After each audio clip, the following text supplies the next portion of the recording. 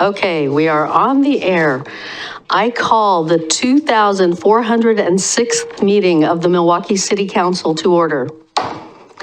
This meeting is being held in person at City Hall and by video conference. The public may participate in this meeting by coming to City Hall or joining the Zoom webinar. The meeting is not being, oh, that's not true. The meeting is, the script needed to change after the last meeting. This meeting is being recorded and is being broadcast live, correct? Yes. Okay. There will be opportunities for the public to speak during this meeting. If you would like to address council, you may come to City Hall or participate via Zoom. If you are interested in speaking, please let staff know by filling out a yellow comment card. I have one so far for those at City Hall, or emailing ocr@milwaukeeoregon.gov for those on Zoom.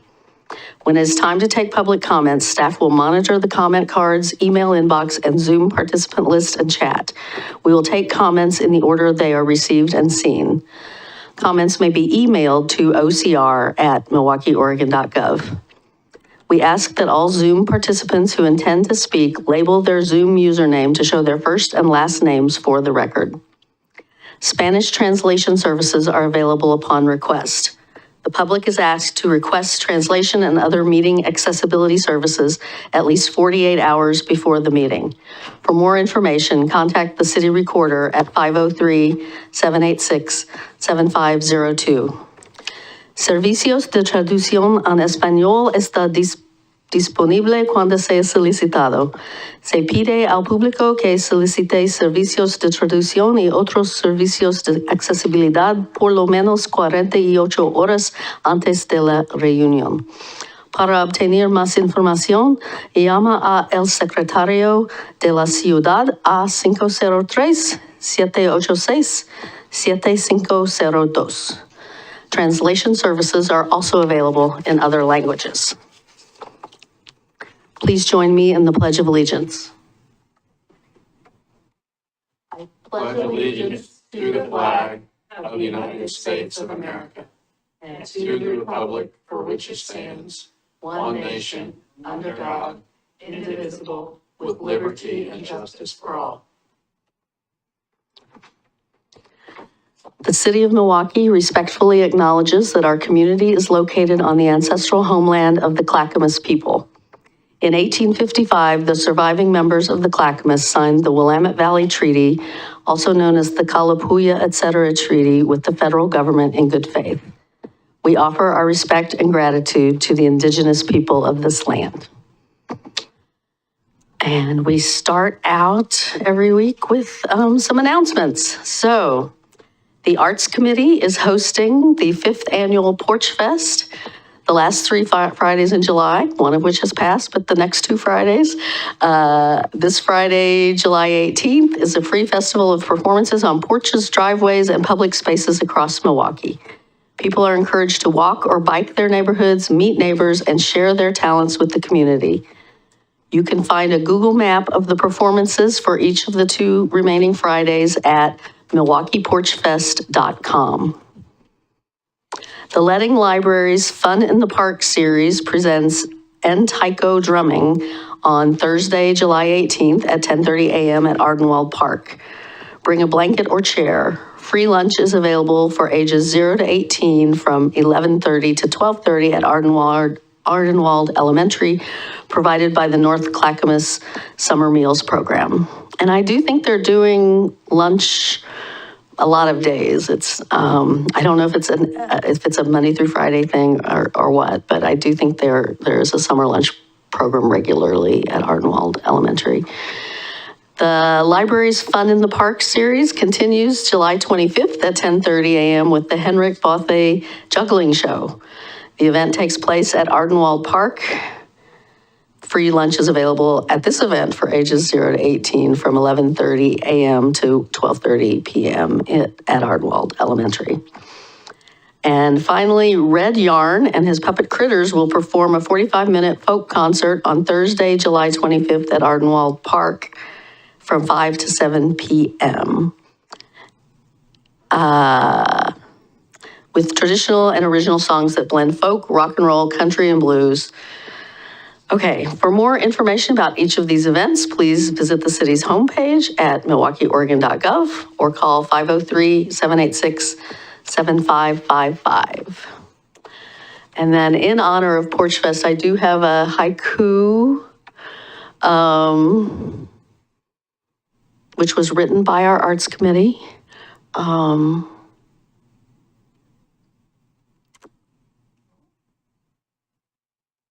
It's not coming up. It wasn't on the slide after the, okay. Impromptu, oh, yeah.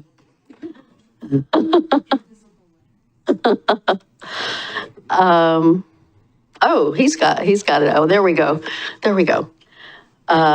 So again, it was written by the Arts Committee and non-attributed to which Arts Committee member, but I understand several of them submitted.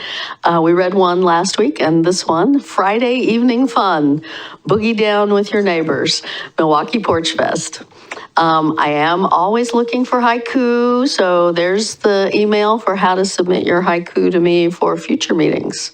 They just need to be G-rated, can be Milwaukie themed, that's preferable, but they don't have to be. You can remark on summer heat or whatever else you want to in your haiku.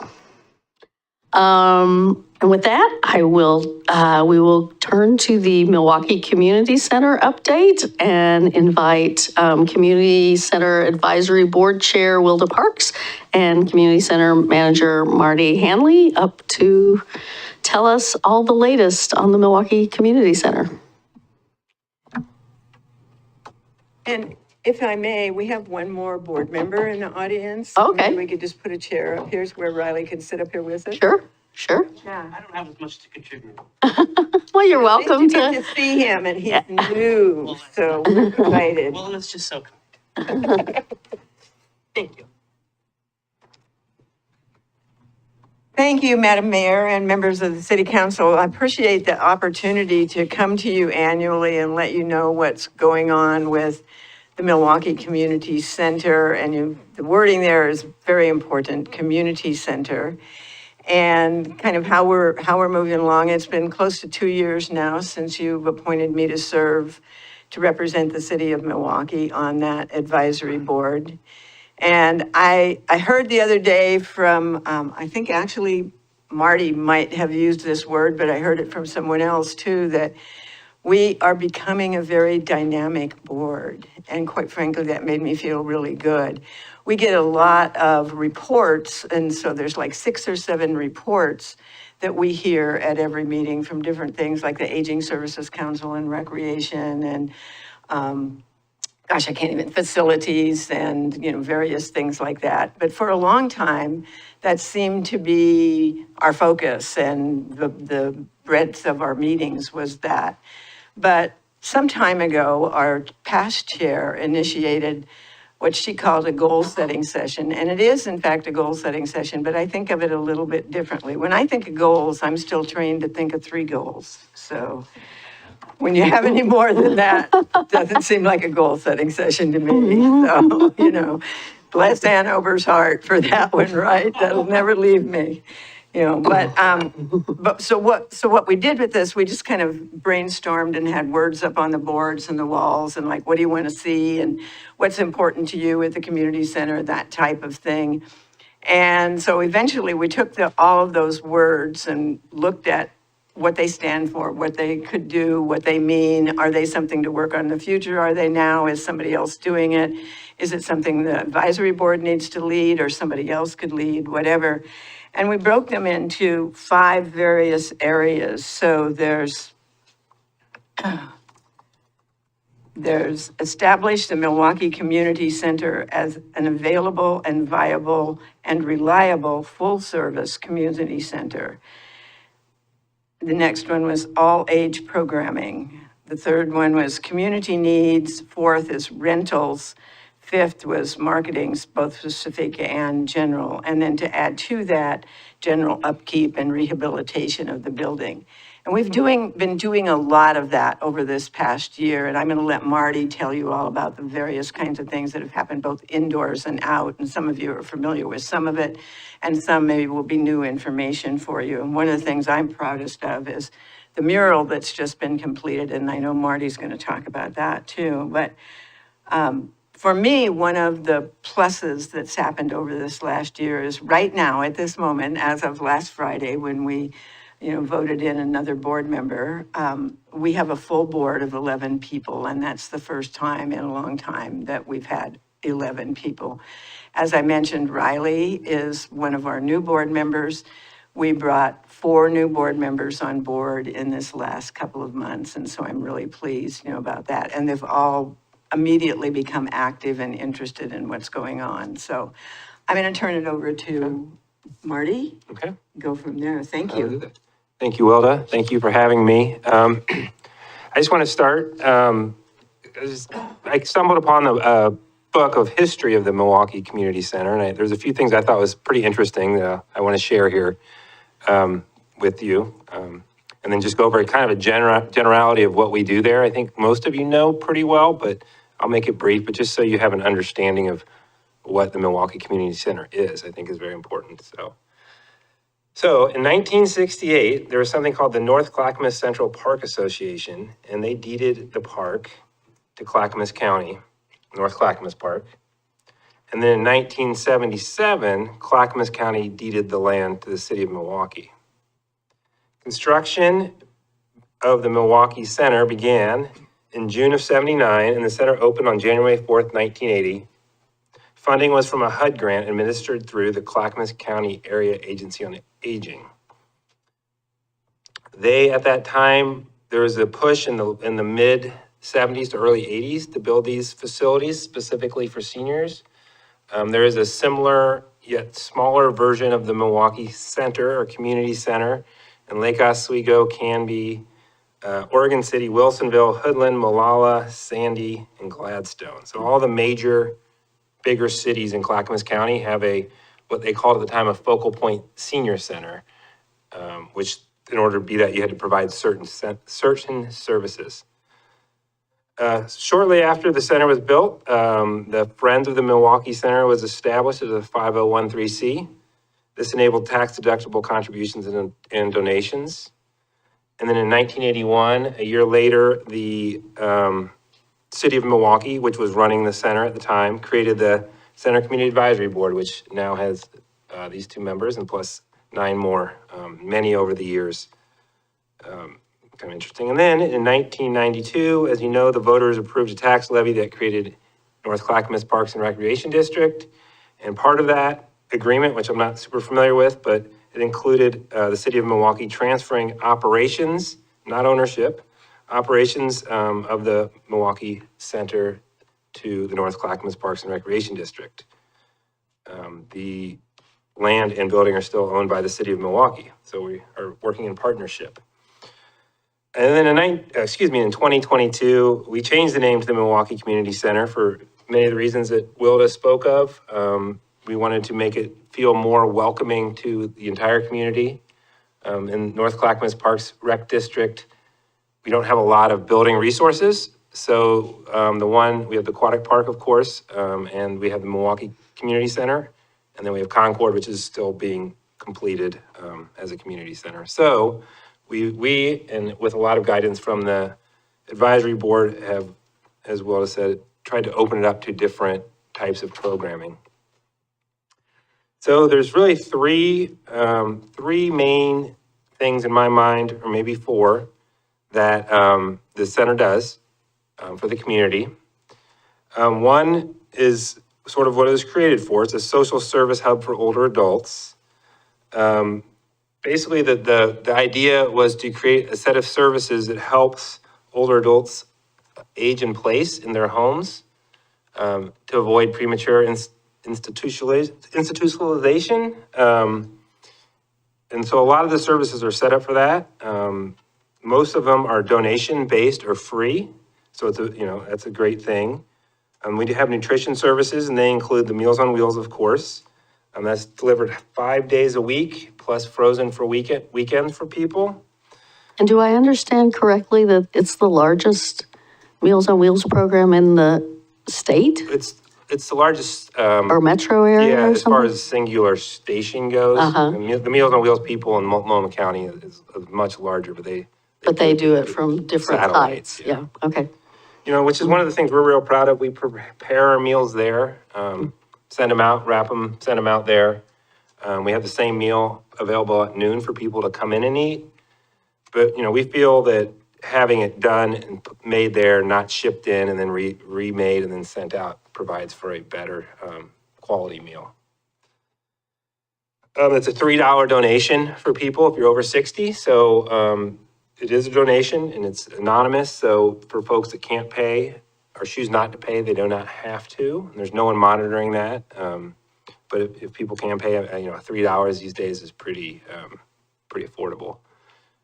We haven't raised that price, that suggested donation, in many years. It's just hard for us to do when we see how everything around seniors is going up, and mostly their incomes are stable. So they're not rising with the cost as much of the cost of everything. So we've kept that at $3, which is pretty nice.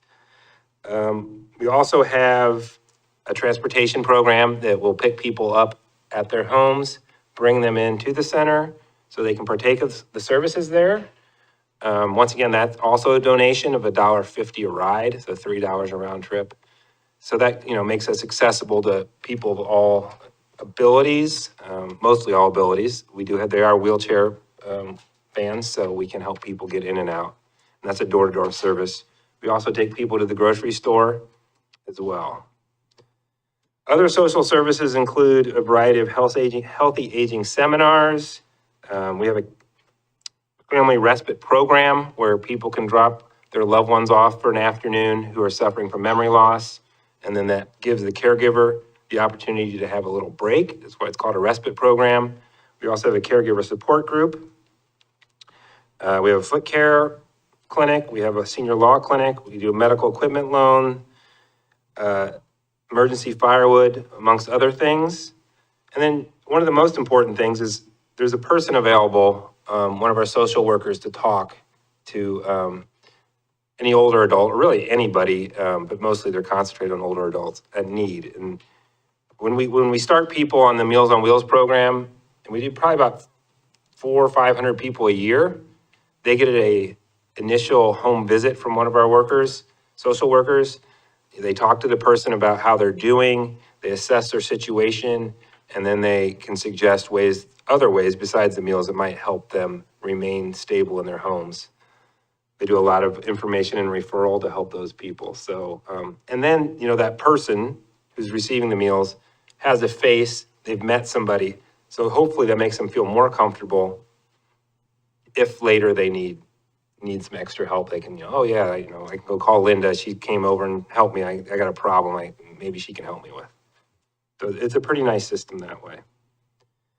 So that's kind of the social service part of the center. And that's pretty much the way it was in 1980, or at least 1990. It's been, you know, those core services have been in place.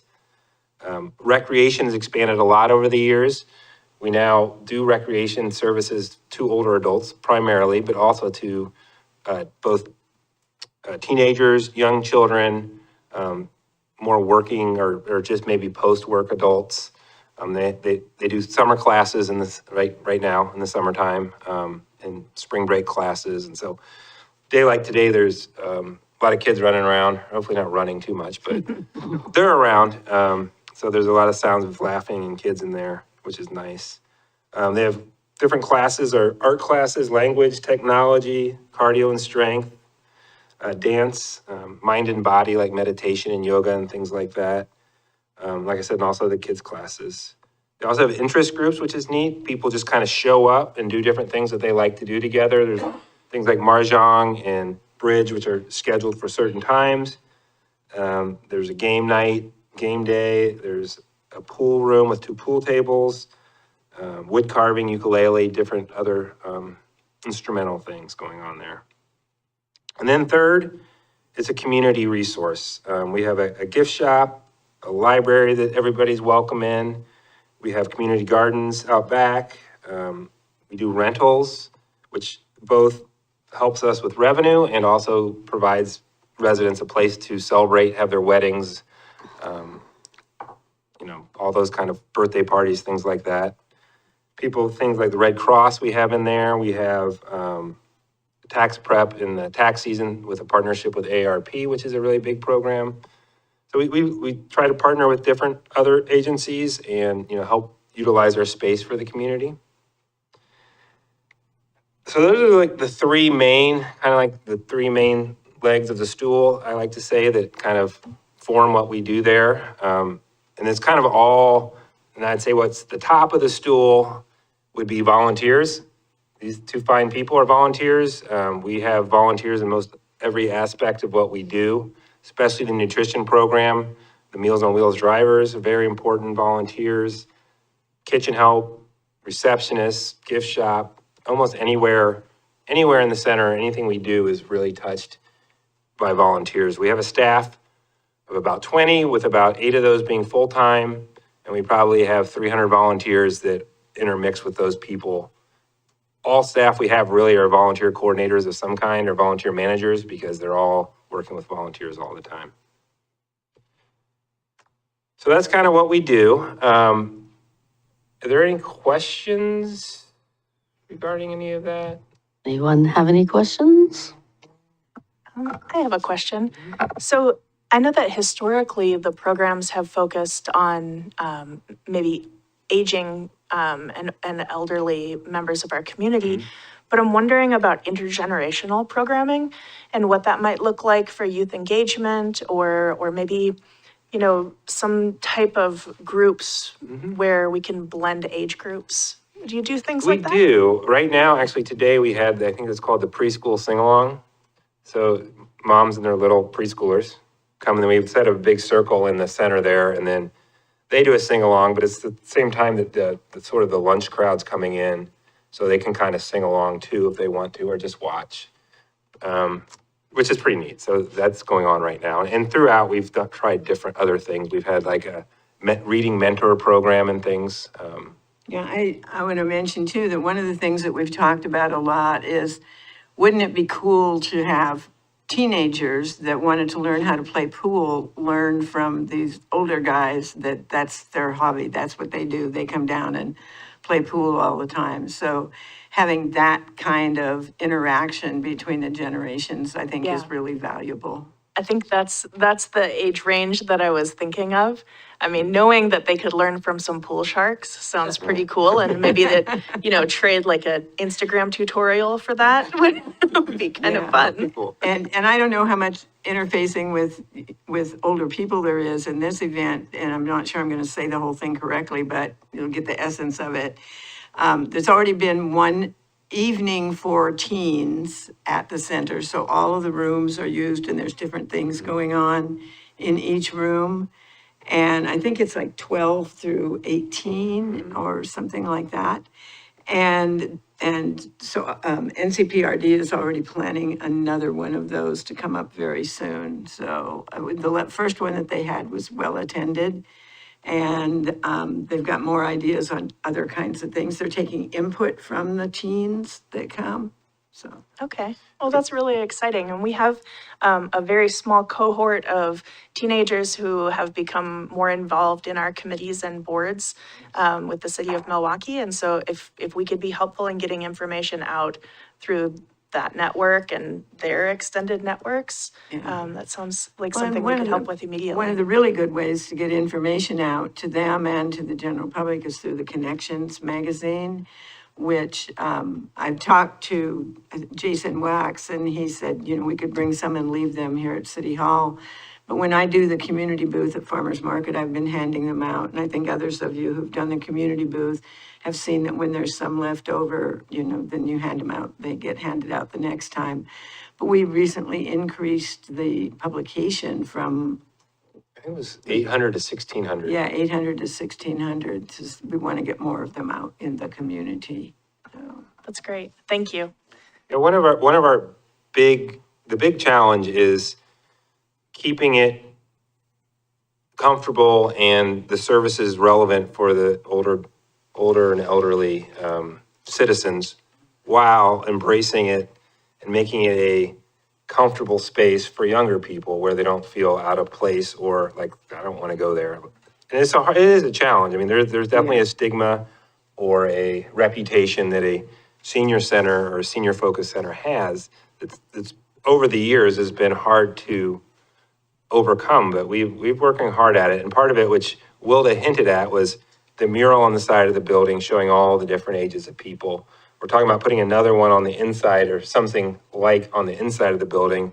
We've been redoing the spaces slowly over the last 5 to 10 years because we don't have the budget to do the whole thing. But we redid the bathrooms, we redid the library, the gift shop, the hallway, we opened it up. So we've been trying to do aesthetic upgrades as well to make it seem less institutional than it was, a few years ago. So, and we're going to continue to do those as the years go by. Just a quick follow-up. You said citizens, but there's no requirement for No. citizenship for the programming, right? So some of the Residents are. some of the services, you would need to be a resident of NCPRD, such as like Meals on Wheels or transportation. Other things you can pay a non-resident fee for, like yoga class and then other things, if you just want to come in for lunch, you can come in from anywhere. Or if you just want to come in and do an interest group, you can come in from anywhere. So, But no restrictions No around restrictions. citizenship in this country. oh, I'm When sorry. you- That's what I I'm didn't- trying I to didn't get mean at. that. Sometimes people say citizen and Yeah. they mean resident. I meant resident. I didn't mean Okay, citizen. gotcha. Yeah. Thank you. Thank you for Good question, clarifying. though. Yeah, somebody might wonder. Yeah. Yeah. It's not a question. I just actually just want to, my hat's off to that community center. It's a hidden gem. It's invaluable to this community for what it provides. And every time I feel like I know what it does, it's like there's more programming than I realize it does, right? So it's just a never-ending provider. So I just want to say I really appreciate it, and to carry on Councilor Stavenger's comment of getting that information out there and ensuring that people know that it's there, and especially families, families with young children. This is something I'm just learning because I got a toddler, and I would love to watch him run around and go to sing along and do some of that stuff. So I appreciate that, and anything we can do to help push that information out, I'm open to that. Good. And thank you for your efforts. Okay, well, yeah, I'll second. I mean, I think I was there for the mural dedication, which was lovely. I love the new mural. I encourage people to go by and see it. And I know that there's almost always a need for Meals on Wheels drivers. So if anyone would like to drive once a week and deliver meals to people in the community, I have done it not as a regular driver, but as a fill-in driver a couple times a year. And I always find it a rewarding thing to do. So if you're available, weekdays around 11 a.m., I'm sure they would love to have you volunteer. And anything else you guys want to? One of the things that I'd like to note about the mural is that all of the people that are shown in the mural, the adults especially, are actual people from the district that were photographs that our photographer Hamid took. And so as you look at the mural, the first facing person who's working with the barbecue or something is Bill Bursey, who was very, very active in NCPRD and the Milwaukie Community Center for years and years, and passed away a few years ago. And so it's so gratifying to look up there and see Bill's face, so. And some of the people in it were there for Yes, they aren't all exactly. people who have passed. A lot of them Yeah. were there for the dedication and that. Wearing the same shirt and And carrying the the red hat. ukulele and Yeah, the red it hat. was great. Yeah. It was Yeah, I great. like the dog. I asked them whose corgi it was, and they said, well, it's just a dog. Okay, whatever. It's not a resident dog? I think so. I don't know. Well, thank you very much. We appreciate, Riley, thank you for being here tonight to support this. I appreciate it. We got a great board, and hopefully we can expect great things out of us. So, Great. Well, thank you for Yeah. the update. thank you very much. Marty, thank you so much. Appreciate your good words always. Okay. Thank you. And then the next thing on our agenda is a resolution of support for the Oregon Nurses Association, and specifically the nurses at Providence Milwaukie Hospital. I'll turn it over to Councilors Anderson and Koshrabadi, who put this on our agenda. Sounds good. I'm happy to introduce it. This resolution is just in response to the strike that we saw in our community last month. Providence Milwaukie is one of our largest employers here in the city, and so I think having some showing of solidarity for the nurses in our community who are striking for better conditions on the job is really important. I'd specifically like to highlight the nurse staffing ratio bill that the Oregon legislature passed in 2023, House Bill 2697. This was a bill when I was working in the legislature that we really negotiated for a while to find some type of adequate conditions that would address the needs of nurses who were really seeing high burnout, high turnover, and a patient load that was not sustainable. And so that bill represented a really important compromise between the hospitals and the nurses. I was surprised to see just the consensus that was able to be built around the bill. And it was really exciting to see. I think that there's work to be done to implement this bill, and that's part of what this resolution tries to capture. But this resolution really is just in solidarity with the workers in our community who are calling for better wages and working conditions. You want to say anything? Yeah, just to add to that, also in a way in response to some of the recent events and issues that Providence Milwaukie has had, not just with their staffing, but with their patients. Also, a number of initiatives that they were supposed to implement at that hospital, that I think they failed on about 21 of those when they were audited on those implementations. So it's the fact that, it's, if we're gonna talk about healthy communities and equity and the things that we're all here talking about and trying to implement, then the care for the people that entrust a hospital to look out for their well-being is very important.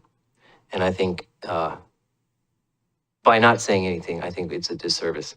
I've talked to a few of those nurses. I picketed with those nurses along with Counselor Anderson.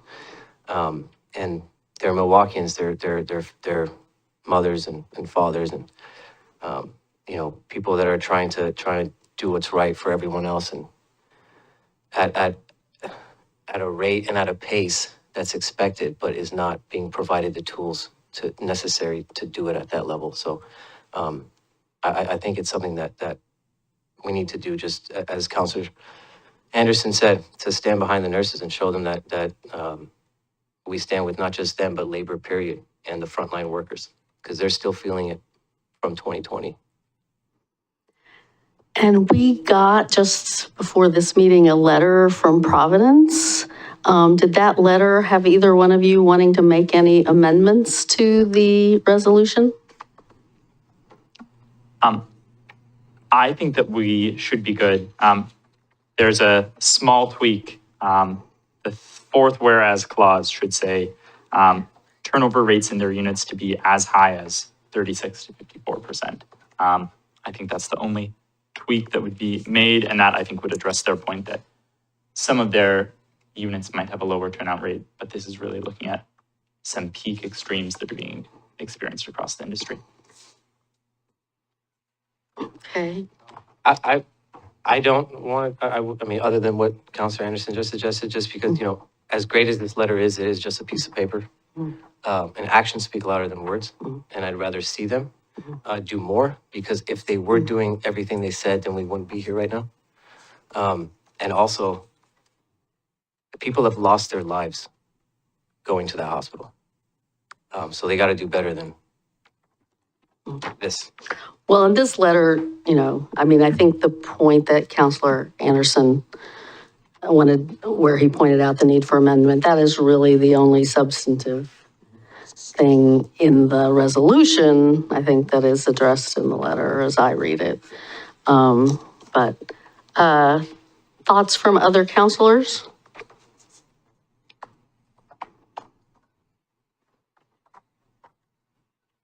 I mean, not specifically about the Providence letter, I meant about the proclamation altogether.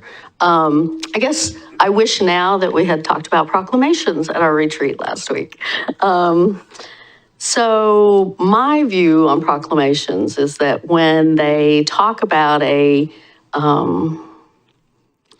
matter of sort of general public knowledge, like a proclamation, or a matter of sort of no controversy. So like a proclamation about Juneteenth, say, or a proclamation about public works, employee week, or something like that. We don't necessarily need a lot of footnotes and sources, but when somebody puts forward a proclamation based on information they have that the rest of council may or may not have, I do feel like it should come with some sourcing, whether that's footnotes, whether that's, an explanatory email, I don't know, but I do feel like there's some things said in here that you obviously heard from some nurses, but haven't been relayed to the rest of us. Mayor, just as a point of clarification, I believe this is on the agenda as a resolution. Does your comment apply to that as well, or is that just for proclamations? Well, what's the difference between a resolution and a proclamation? That's a good question. Does my city attorney have any thoughts on that? A resolution is typically a statement of kind of a overarching policy or a directed policy at something. A proclamation is kind of, I view it as something similar to what you said earlier, which is kind of a recognition of a public event or a public cause that the council would like to support. Well, so yes, I think the need for background info could apply to both, right? But it certainly, I feel like it applies here because there are things being said about, there are implications, I guess. And the other thing is, and Councilor Anderson would not have been party to this, but the rest of council, when we had our retreat last year, said we were going to keep our resolutions under a page and keep them to 4, maybe 5 whereases. So this one is also on the long side, having not only, 8 whereases, but 3 resolve clauses. So that said, I do want to express support for the nurses. I do think we could do that more concisely and avoid saying things that we may or may not be able to substantiate. And I guess that's what gives me some pause. Mayor, if I could maybe make a suggestion, having this conversation publicly, I think is really important. I think also showing our support for,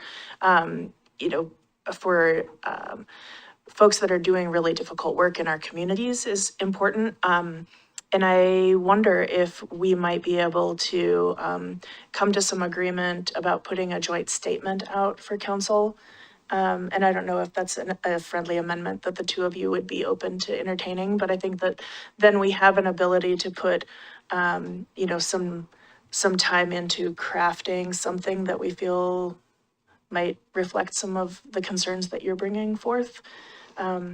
I understand also that there's some urgency to this, and that's really important. I appreciate that both of you went and spoke with folks that were on strike and supported them. So I do support a statement like this, whatever form we decide to put it in, I think could still be determined. But I wonder if we could maybe get to a point where, there's some compromise around the vehicle. Well, and we haven't done statements like that before, but I'm open to what that might look like. Well, in my experience, you have the conversation publicly. We get an agreement that we are interested in working toward a common statement together. We would, of course, bring the final, product back to the public, and sometimes that's sent out through press release, and sometimes that's, at next week's meeting. So, we have done things like that in terms of letters that we've sent to the legislature or to, other jurisdictions. the county, the school district, I think that one's pretty common, that, we usually have an agreement around, something that we want to have, our unified voice, and then someone goes off to put that together, routes it back, through the council, and then we release it publicly. I'm not opposed to the statement. I just do want to, and I think this was before you and Council President Massey were on, but we did do a resolution prior for the nurses back in 22 when former Mayor Gamba was here. So it's not like we haven't done it in show of support of the nurses, because they did strike then as well. And it seemed to be very effective. We had the nurses actually come here and speak before us too, so. Well, it would have been nice to have circulated that with this or put it in the packet with this so that we have that context, right? Like you're bringing it up now, but nobody's gotten to read that one. Yeah, I just did an email search and pulled it up. Yeah. Yeah. I mean, I don't know, we could wordsmith and try and get this to something tonight, or we could go back and try and come to something Well, more concise. I guess to my point, I would much rather have this be something that we support unanimously, and be a product that everyone can feel comfortable, moving forward with. And I don't know, Council President, how you feel. So, I'll defer to more discussion, but rather than to postpone this and do some wordsmithing and come back or have a split vote, I'd much rather us, make a statement of unified support for nurses in some way, even if it's not the resolution.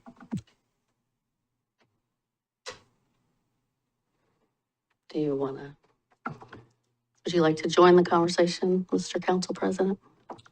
Sure. I can support this resolution, but I will tell you that it wasn't as easy for me to come to that decision maybe as others here.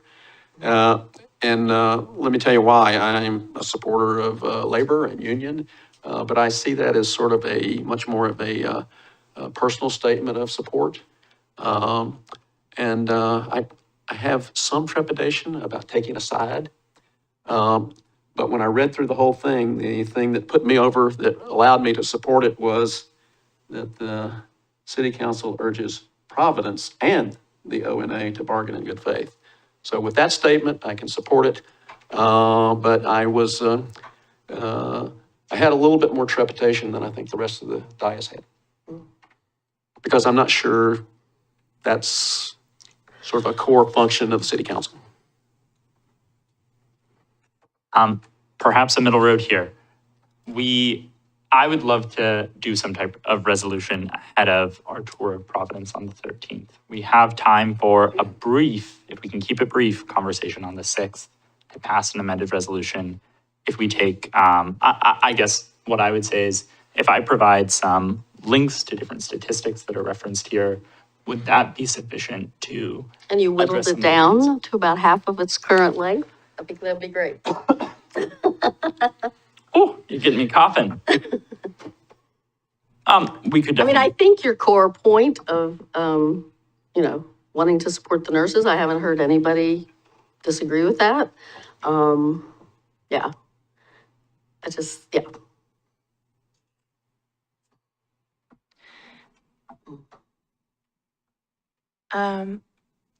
Mayor, I guess, I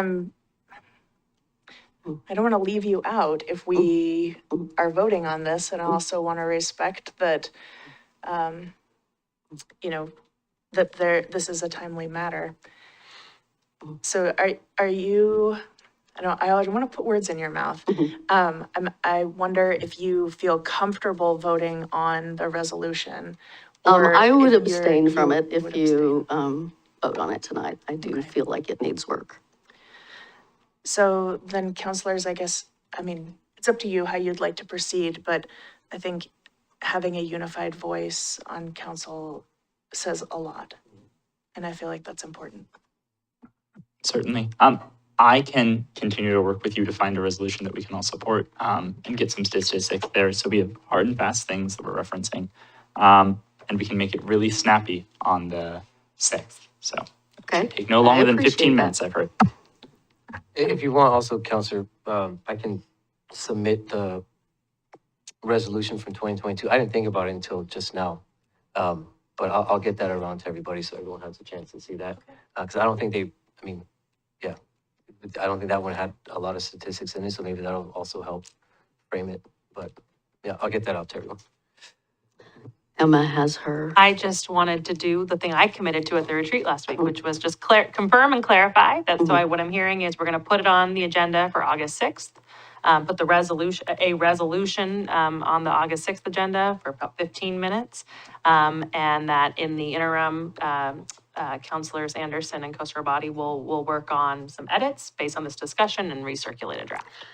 Well, I was going to say, and they could circulate a draft, I guess, we can't discuss it with each other, but Scott and Nicole can take the comments They can- and then come back with a edit, with a redlined or with a commented version or whatever. Yes, indeed. I think if the edits we receive, they would need to be sent just to our city recorder.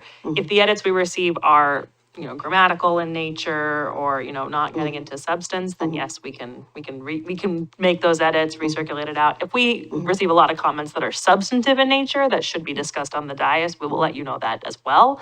And then that would be the time to discuss it, would be next week or next meeting. Sounds good to me. All right. Well, with that, we will move on. Thank you for the time that you put into drafting this and for bringing it forward.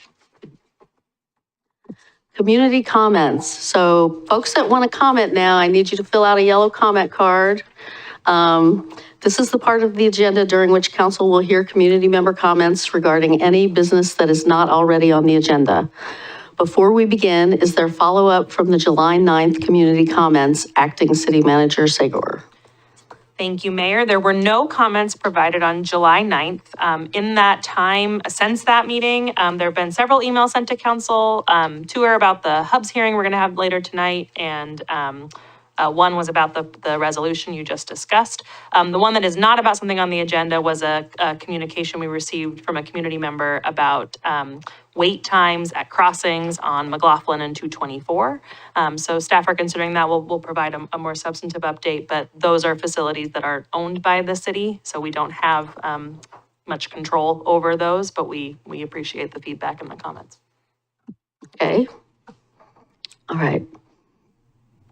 For those in person who wish to speak, please submit a yellow comment card found on the table just inside the chamber's door. If you are on Zoom, please use the raise hand reaction to alert staff that you wish to speak. And when instructed to begin, click the microphone option to unmute yourself. If you are calling in through Zoom and would like to make a comment, dial *9 to raise your hand. You may also submit a comment via email to ocr@milwaukieoregon.gov. Before you make your comments, please state your name and city of residence for the record. If you would like the city to follow up with you, please submit your contact information to ocr@milwaukieoregon.gov. As council has other business items on the agenda this evening, speakers will be limited to 3 minutes each. Because information provided during community comments may be new, this is not the time for discussion, but the city manager will respond at the next council meeting to those comments that require follow-up. Okay, I have one.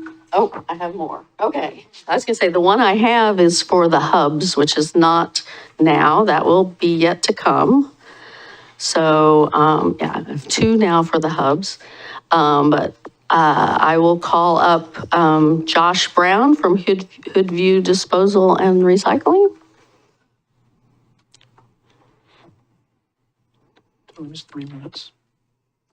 I know how to do it. Tell him it's 3 minutes. I know. Try and tell him it's 3 minutes. Oh, no, 3. Yeah. Thank you. Thank you, Mayor Beatty, members of the council. Thank you for the opportunity to speak to you for a few minutes. Excuse me, my name is Josh Brown. I'm the district manager for Waste Connections, one of your franchise haulers. Appreciate the opportunity to listen to the work session prior. Joining me today is Chris Wright, who's our local site manager.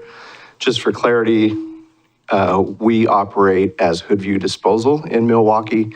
I know there were some questions and some confusion about our company name, so thought I'd clear that up. It is owned by Waste Connections. I oversee our Milwaukee location as well as some other Portland hauling companies that we have in Columbia County. So again, appreciated the conversation earlier and listening in. I felt like there was a lot of good questions that came up in the work session, and a lot of things to kind of, I guess, unpack and talk about. And I just wanted to reiterate that, as your franchise hauler, we're here to support the council. We're here to work with Emma as well as Mr. Osborne on any challenges or issues that may be, pressing to the council around solid waste and recycling. One quick thing I did want to bring up with regards to the rates. The rate review process is very thorough. In the state of Oregon, the franchise system has been around for many, many years, and that same practice is adopted by many cities and councils throughout this area. For us, garbage and recycling haulers and not accountants, it's quite extensive of a process. And I do respect Chris Bell and his work, and he does do a very thorough review of our expenses, our P&L, what drives our business, and a lot of that discussion around the Metro disposal tip fees, which we also feel those frustrations with the increases that Mr. Massey brought forward at the work session. Those have been very challenging for us as a company, as well as many cities and counties in the area to absorb those high increases to the disposal costs. So I just kind of wanted to mention that. One of the functions of the rate review process is to keep us, our companies, as well as your other franchise haulers at an operating margin that allows us to continue to invest in the business, buy new trucks, increase wages, as was discussed by Mr. Bell, among other things. And I think the big, directive from the rate process is to provide equity in rates to the community of Milwaukie, as well as many other jurisdictions that go through that same process. So I thought I'd kind of mention a couple comments about that process. And again, really my primary reason for coming up during public comment is to introduce ourselves and let you know that we're a partner. We've been operating in Milwaukie for many years. Waste Connections acquired Hoodview Disposal in 2021, and we've since taken over, and Chris and I are the local leadership. So again, thank you, and we're here to engage in further discussions and answer any questions if you have any. So Thank you. thank you very much.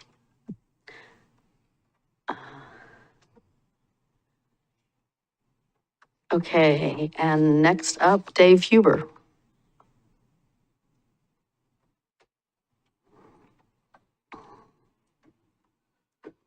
There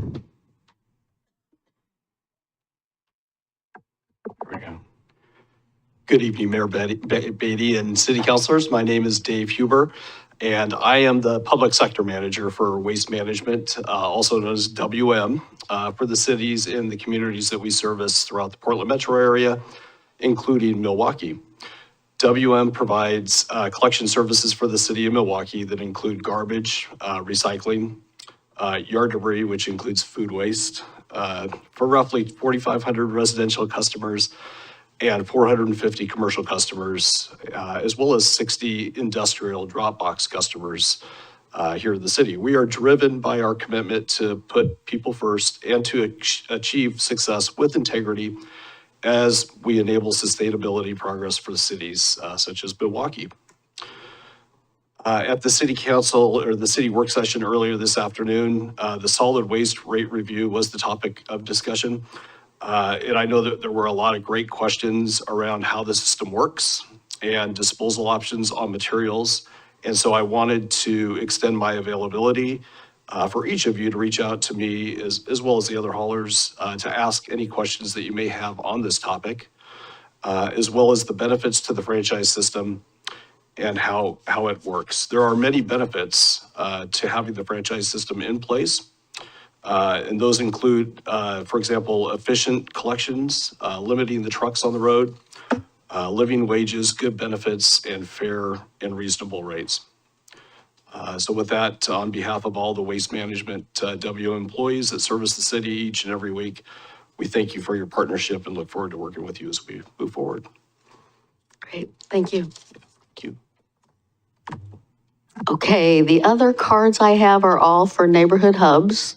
So I don't think I have anyone else for general community comment. Anybody online? I believe we do have someone online who would like to make a comment. Oh, okay. Please promote them to? Adam, you are, you should be able to talk.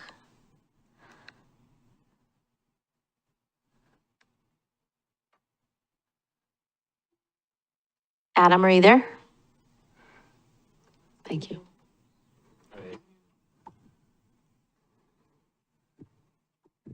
Adam, you're on mute.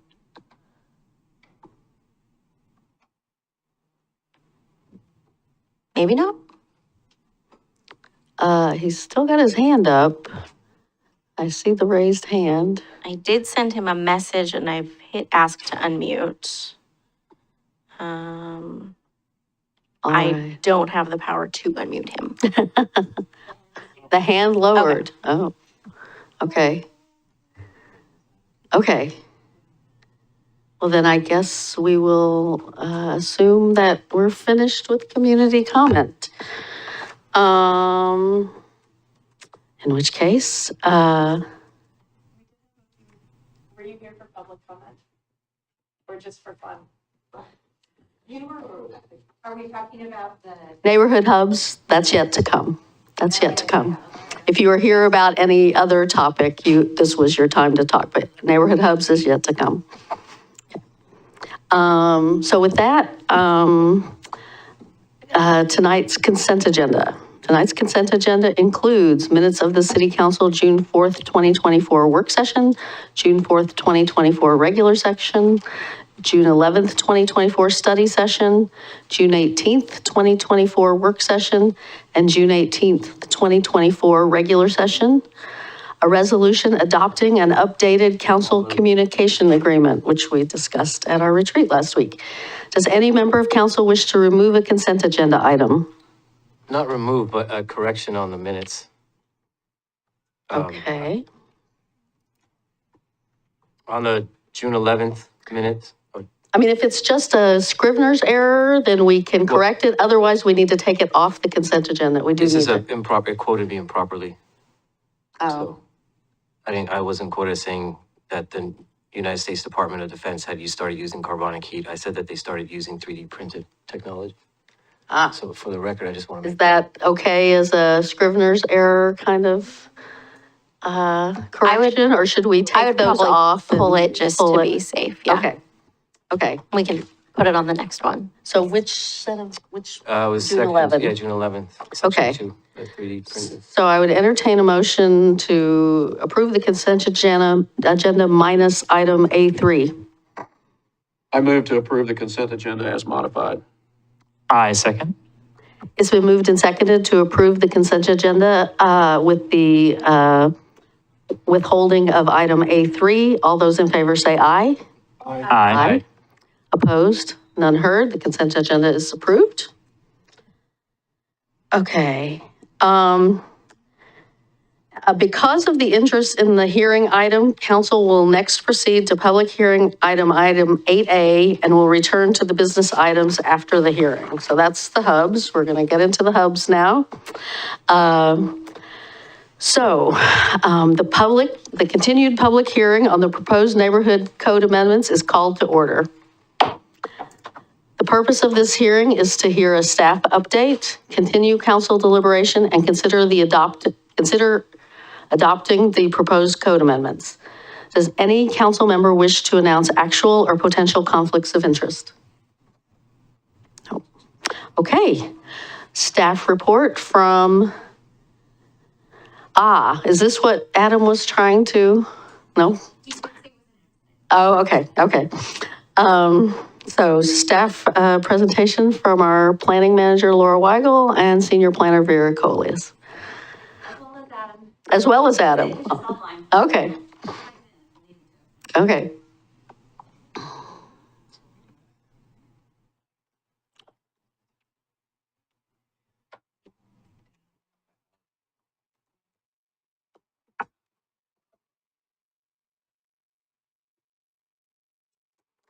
And let me just say for the people who came in more recently, if you are going to want to testify, these cards are on that table and you need to fill one out. We will have a public testimony part, and we need you to fill that out.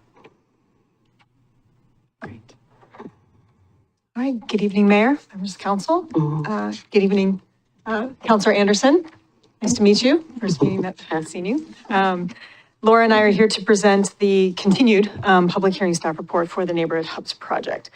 This is a continued hearing from May 7th. It was continued to provide more time for the owner of the Milwaukie Floral site to evaluate some additional options for rezoning, and we will talk about that a little bit later.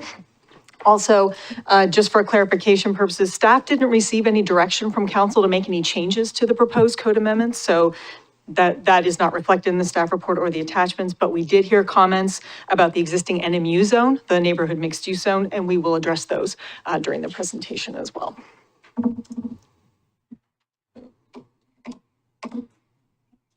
Oh my gosh. Sometimes Okay. Thank you. Okay, so first couple of slides, just sort of bringing us back a little bit, because it has been a few weeks since we were here. So what are neighborhood hubs? Again, hubs are gathering places where residents have easy access to goods and services that is close to their homes. And they are places where neighbors create meaningful relationships with each other. All right. Project history, we've been working on hubs for quite some time. Community members created the vision for neighborhood hubs during the city's 2017 community action, vision and action planning process that engaged over 1,000 community members. Then in 2018 and 2019, city conducted engagement through NDAs, community events, and an online community survey specifically about neighborhood hubs. And that outreach showed a high level of community support for the hubs concept. Then since then, city has explored strategies to make this community vision a reality, ultimately incorporating neighborhood hubs into the comprehensive plan. And then those proposed amendments that we're speaking about this evening specifically implement the hubs policies that were included in the comp plan. Staff has worked with a consultant team to develop the hubs report, which was prepared back in 2020 for how hubs can grow over time, and to propose some potential pathways forward for implementation. So that's what this phase of neighborhood hubs is phase 2 of the project, which was intended to cover gaps in the outreach that happened in 2018 and 2019, and then to explore implementation of that report into actual code amendments. So that's why we're calling this phase 2 of the hubs project. Okay. So we had this was sort of our charge for the project. We wanted to refine the hub locations and the hub types that were identified in 2018 and 2019. We wanted to explore economic development programs as part of the implementation process for the hubs. And we wanted to, of course, review and refine the development code and implement those hubs policies into actual code amendments. To make what changes needed to happen to the development code to make hubs happen. Are there any inconsistencies or conflicts with what we heard from the public and what our code actually says about creating hubs and these areas of activity within our neighborhoods? So this slide, and this should look familiar from the last hearing as well, but the intent of the amendments that were in the packet are to expand opportunities for these commercial and civic activities in those identified hub areas. We wanted to provide opportunities for the development of neighborhood commercial services and the provision of those amenities and gathering places. We want to encourage development of multi-season outdoor seating areas and pedestrian plazas, provide opportunities for temporary uses and pop-up events or pop-up businesses, again, to activate the hubs areas. And we wanted to streamline the code and the zoning map and see if there were opportunities for consolidation. Planning department really likes to consolidate zones if we can. And so are there opportunities within the zoning code to simplify and streamline the code that implements all of these policies? And again, the amendments that we've proposed directly implement Section 8 of the comp plan. A lot of public engagement has happened since 2017, and we did a pretty extensive overview of that at the last hearing. But this was the top takeaway from all of that public engagement, that there was broad support for hubs and the associated economic development tools that we talked about during those engagement events. And there was virtually no opposition to the overall package and to the intent and the policy intent of the proposed amendments. And that is since the inception of this project. We had, I think, overall over 85% kind of was the overall percentage of folks supporting the proposed amendment package. So this chart is an overview of the proposed amendments. On the left-hand side are the hub locations. And then in the middle, we see the existing zone of those hubs and then what the proposed zone is. So we have some of the hub areas, the Trolley Trail Hub, the 7-Eleven hub area, and then that 32nd and Van Water area. Those are currently zoned limited commercial or commercial limited. We're proposing to eliminate that zone and upzone those hub areas to the neighborhood mixed use zone or the NMU zone. The Chapel Theater property on Harrison Street is currently zoned residential high density. It functions as a community service use right now. And the proposal is to rezone that site to neighborhood mixed use, which extends that 42nd Ave, that Safeway neighborhood mixed use zone, and pull it over to the Chapel Theater, those two properties there. And then finally, we have the Roswell Market, the Sunny Corner Market, and the Little Blue Store. Those hubs are currently zoned neighborhood commercial. We are proposing to eliminate that zone and upzone and create a new zone called the small scale mixed use zone. So we want to create a new zone and apply that to those little corner store hubs. We did have a proposal from Milwaukie Floral, which is currently a medium or moderate density residential zone, to rezone a portion of that site to that new small scale mixed use zone. Might as well tell you now, the property owner and we had quite a few conversations, and we followed up with the property owner with questions and to discuss any decisions that they might have regarding the proposed zoning, but the property owner has elected to decline the proposed rezoning so that the standalone, mostly because standalone residential uses would be permitted by right in that moderate density residential zone. And so that was something that they wanted to pursue as opposed to the small scale mixed use zone. So we've revised the proposed zoning map that was in the packet to remove that SMU designation from the property. The commercial uses that are currently on that property remain as a pre-existing non-conforming use, so nothing changes. They don't have to close, nothing dramatic is gonna happen, but they will not be able to take advantage of that mixed use zone.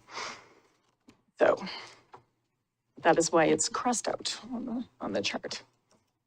Okay. The council discussion at the May 7th public hearing did include some discussion about the existing NMU zone and some questions about that. So its permitted uses and the development standards. So we wanted to summarize the history of that zone and just provide a little more background. There's some more detailed information and links in the staff report. But before we move on to discuss the new small scale mixed use zone, for example, we wanted to just touch on the NMU zone and its history. So the Moving Forward Milwaukie project overall began in June of 2012 and was completed in December of 2015. And that involved three different things. It involved the downtown mixed use zone. It involved the general mixed use zone that was created around the central Milwaukie area. And then it also included the NMU or the neighborhood Main Streets project. So the Moving Forward Milwaukie project had three parts to it. And the NMU zone was the result of that third part of that Moving Forward Milwaukie piece. And City Council adopted the amendment package that created the NMU zone in December of 2015. And that was intending to build on all the community enthusiasm for pedestrian-oriented kinds of development, neighborhood serving businesses and districts that were all talked about as part of the Neighborhood Main Streets project that sort of predated that a bit. So the idea of the NMU zone, again, was to create neighborhood scale. It's a neighborhood scale version of the general mixed use zone. So right now we have mixed use zones in a singular table within the code. There's more emphasis on commercial rather than residential development in the NMU zone. So it's intended to be a neighborhood commercial center. That's sort of the idea of the zone. Support businesses and mixed use development, and most of those are permitted by right, including offices and restaurants, retail uses, small sort of bicycle repair and those kinds of uses. The maximum building height is 45 feet, which is generally around 3 stories. There is not a height bonus in the NMU zone like there is in the GMU zone. So that's one of the differences between in that. And so what we've proposed as part of this code amendment package is a small scale mixed use zone. So it's complementary to these other mixed use zones, but at a slightly smaller scale for the little neighborhood areas that it's being proposed in. So what we heard during the May 7th hearing regarding the NMU zone generally, at least as we understood it, was about building height, the permitted uses, and hours of operation, and how those are handled within the NMU zone code. So again, building height in the NMU zone has a maximum height of 45 feet, and there's not a height bonus permitted. The surrounding residential uses have a maximum height of 35 feet, so there is a taller building allowance within the NMU zone. But what that does is allows for what can be sort of a commercial with a residential above sort of mixed-use building. So it is higher, but it is a reasonable height extension when it's compared to the residential uses around it. There's a broad array of uses. Again, it's sort of the same table and kind of it sort of toggles between if it's permitted by right or by conditional use, for example, as the GMU zone. So there's a consistent list of uses throughout all the mixed use zones. Again, consistent with the DMU and the GMU zones, but at a neighborhood scale. It's not an overly prescriptive zone. And the idea was to kind of provide some flexibility to allow to respond to the market and what developers are looking to build within these neighborhood areas. Most of the uses are permitted by right with a couple of exceptions, including vehicle-related sales and repair and drinking establishments. Both of those are conditional uses in the NMU zone right now.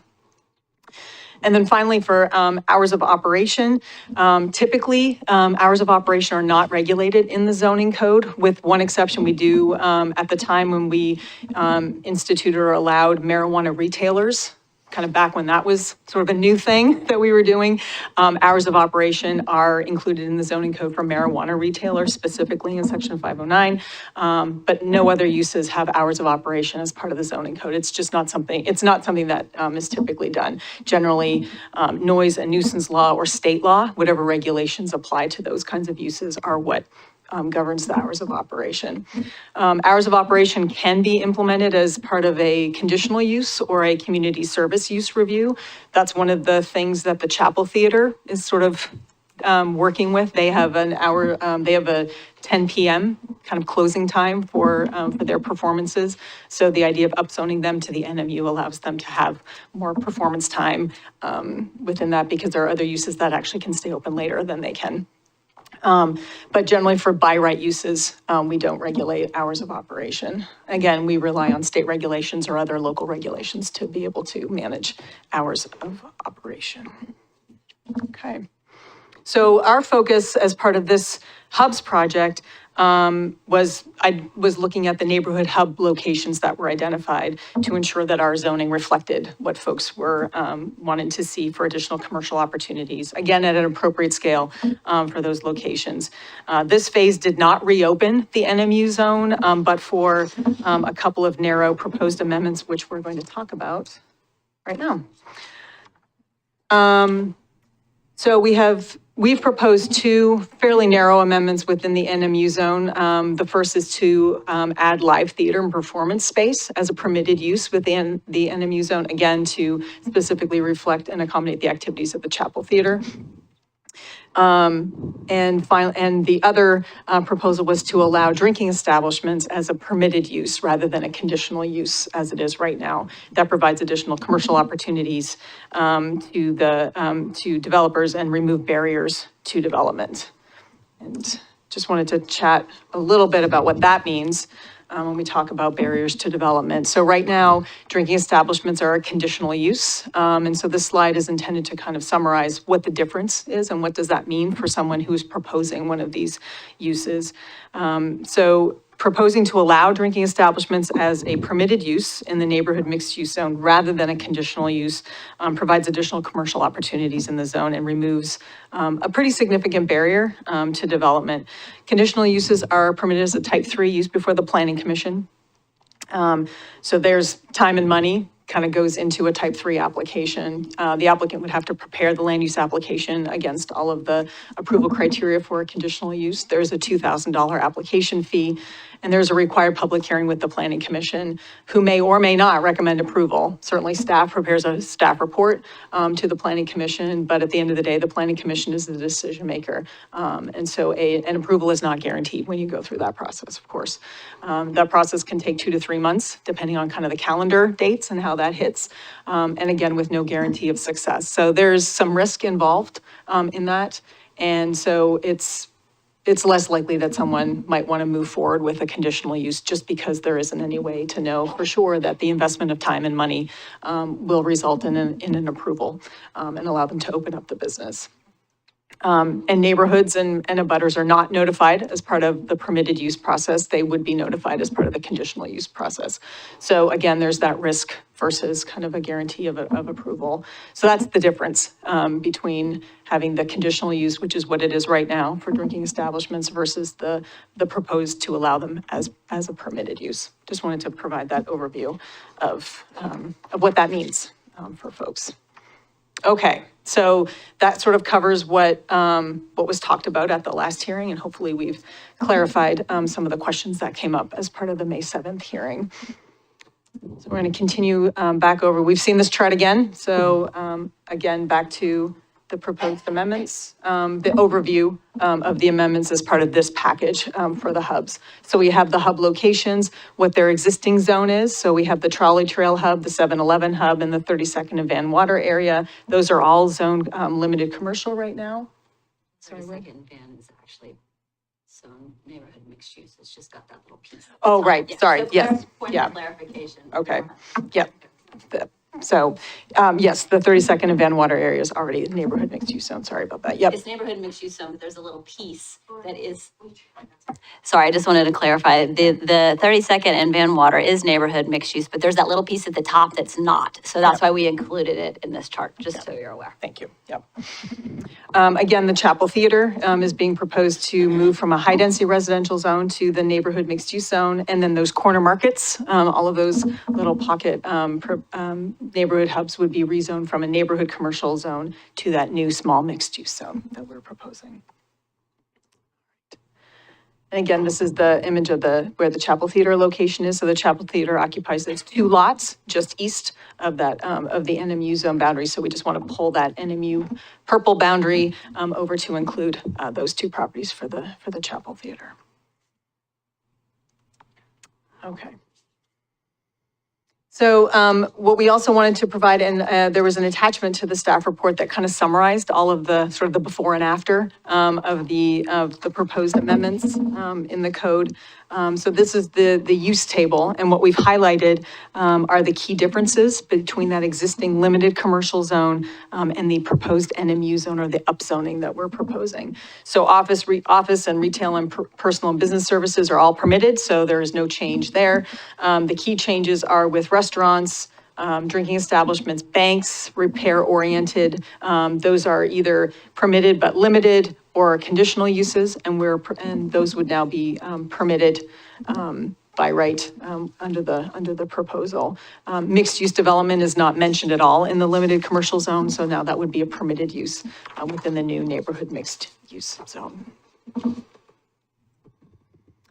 The development standards that would apply to these zones, just wanted to show a comparison. So the maximum building height is still 45 feet, so there's not a change there. There's not a minimum lot size in the CL zone, but there would be a 1,500 square foot limit or minimum lot size in the NMU zone. There is not a maximum lot coverage in the CL zone. There would be in the neighborhood mixed use zone, and that reflects similarly for the minimum vegetation. So no real change there, and that mirrors what is already allowed in the GMU zone as well. So we're trying to keep those consistent to some degree anyway. Our little corner markets. So this is that new small mixed use zone that we are proposing. The neighborhood, the CN zone, or the neighborhood commercial zone, nothing is permitted by right. And there is a very small list of uses that are permitted as conditional uses. So it's a very prescriptive and a very limiting zone. So you can see here that the conditional uses that are permitted right now, a food store, convenience store, laundry and personal service, and restaurants are all conditional uses within that zone. We would, as part of the new small mixed use zone, or the small scale mixed use zone, we would be proposing those to be permitted outright. And then we've also included, drinking establishment, which is not listed, that would be a conditional use in that new small-scale mixed-use zone. Repair-oriented businesses, multi-unit housing, mixed-use development. Again, those, we're trying to create this consistent list of permitted, of uses in the mixed-use zones, and that those would be either permitted or conditional uses within that small-scale mixed-use zone as well. And from a development standards standpoint, the new zone would include a smaller minimum lot size. The building height is the same, the 35 feet, which is consistent with the residential building height in the surrounding neighborhoods. The maximum lot coverage is still consistent with the other mixed-use zones, so it is greater than what the existing CN zone permits. And then the minimum vegetation is a little bit less at 15% rather than the 20%. But again, trying to align it with the other mixed-use zones as well. Okay, let's go back. So that's the summary of those proposed zones and the differences between what they are now and what the proposal is. City Council has a number of options for what you can do this evening. You could approve the proposed amendments with the findings in support of approval, which is the staff recommendation. You could approve it with proposed or with revisions and modifications to those findings that we would just need to read into the record tonight.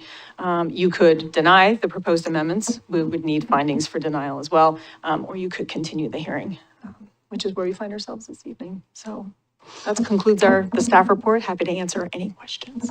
All right, I will turn it to counselors for clarifying questions, but before I do that, I do want to say to staff, we have a script. We have people who want to testify. I do intend to reopen public testimony. Our script does not provide for that, so I need somebody to find the script that I need to read to reopen public testimony and the 3 minutes and 10 minutes and all that stuff. We can do that. Okay. Nicole's on it. Thank you. So with that, I will turn to Counselor Stavengerd for any clarifying questions she might have. Well, actually, the only question that I had was with regard to the drinking establishments, and it looks like you've scaled that. So, can you go back to the neighborhood market? Yeah, there you go. So if I'm reading this correctly, the small mixed-use zone would have those as conditional use in the market. Correct. Zones, okay. Yes. Yeah, because earlier in the presentation, I was just thinking of how many young people are out and about in those neighborhoods, and that it might not be a great combination. So I think that would definitely need to be like on a case-by-case basis, and that would allow for that process through conditional use. So I think at this point, that's the only follow-up question that I had. Counselor Koshrabadi? Thank you, Mayor. And thank you, Councilor Stavengerd, for mentioning that, because that was something I was going to bring up too, is I'm glad that it's conditional use there, because we do have a major substance use disorder issue nationwide. So, case by case, it's a little bit better. I'm okay with it permitted by. Let's not get into deliberation. This is Okay. questions. Okay, the question I have then is there's two. One of them is the restaurants. Like that's separate, like the drinking establishments, that's specific to bars, taverns, those things, right? And then the restaurants is you can still serve alcohol in those establishments. It's just a separate, they're just two different, I just wanted to clarify that. Two different make uses, sure that correct, yes. It's not one or the other, or there's a separate process for that, so. Yeah, actually, that was my only question. Thank you. Well, actually, following up on that question or wanting a little bit more clarity, what determines whether something's a restaurant or a drinking establishment? Generally, the way they're defined, a restaurant is primarily serves food and may have alcohol. But a drinking establishment, the primary purpose of that is it's where you go have drinks. They might have some food, but that's not the primary purpose of them. And does OLCC distinguish between those, or it would fall to this staff to distinguish? It's a licensing. It is a issue with licensing issue. OLCC. Okay, Yes. thank you. No questions. No questions. Just some clarifying questions about the Milwaukie Floral site. They would have to demolish the current building on this site to be able to do a single family standalone dwelling.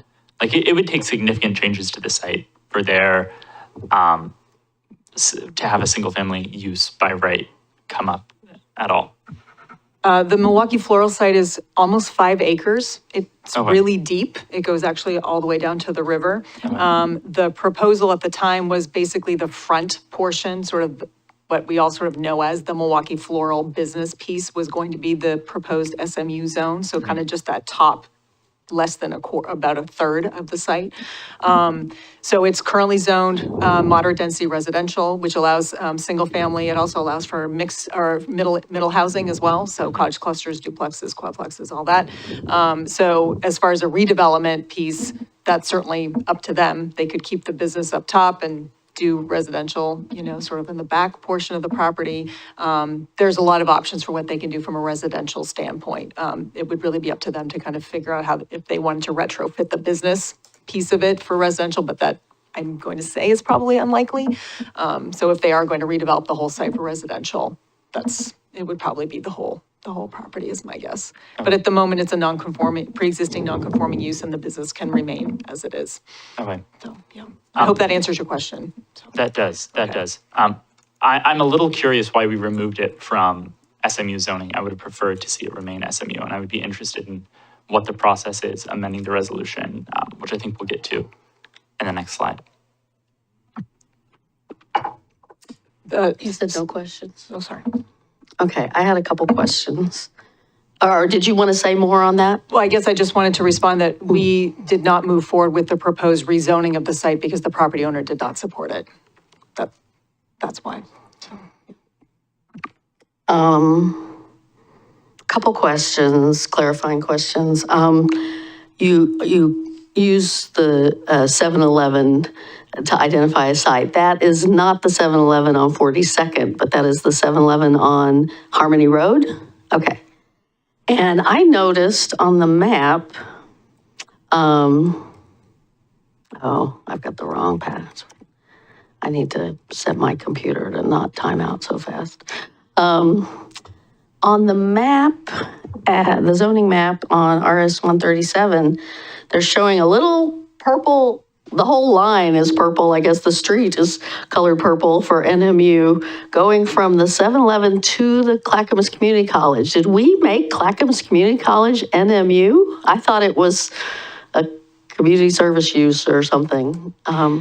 So it is a community service use, but it's actually currently in the CL zone, just like the 7-Eleven, and it was a cherry stem annexation. So that's why that portion of the right-of-way in Harmony Road is part of it. So because we're eliminating the CL zone, we would be applying the NMU zone to Clackamas Community College as well. But it functions as a community service use. That's how it is, and that can be in the NMU zone.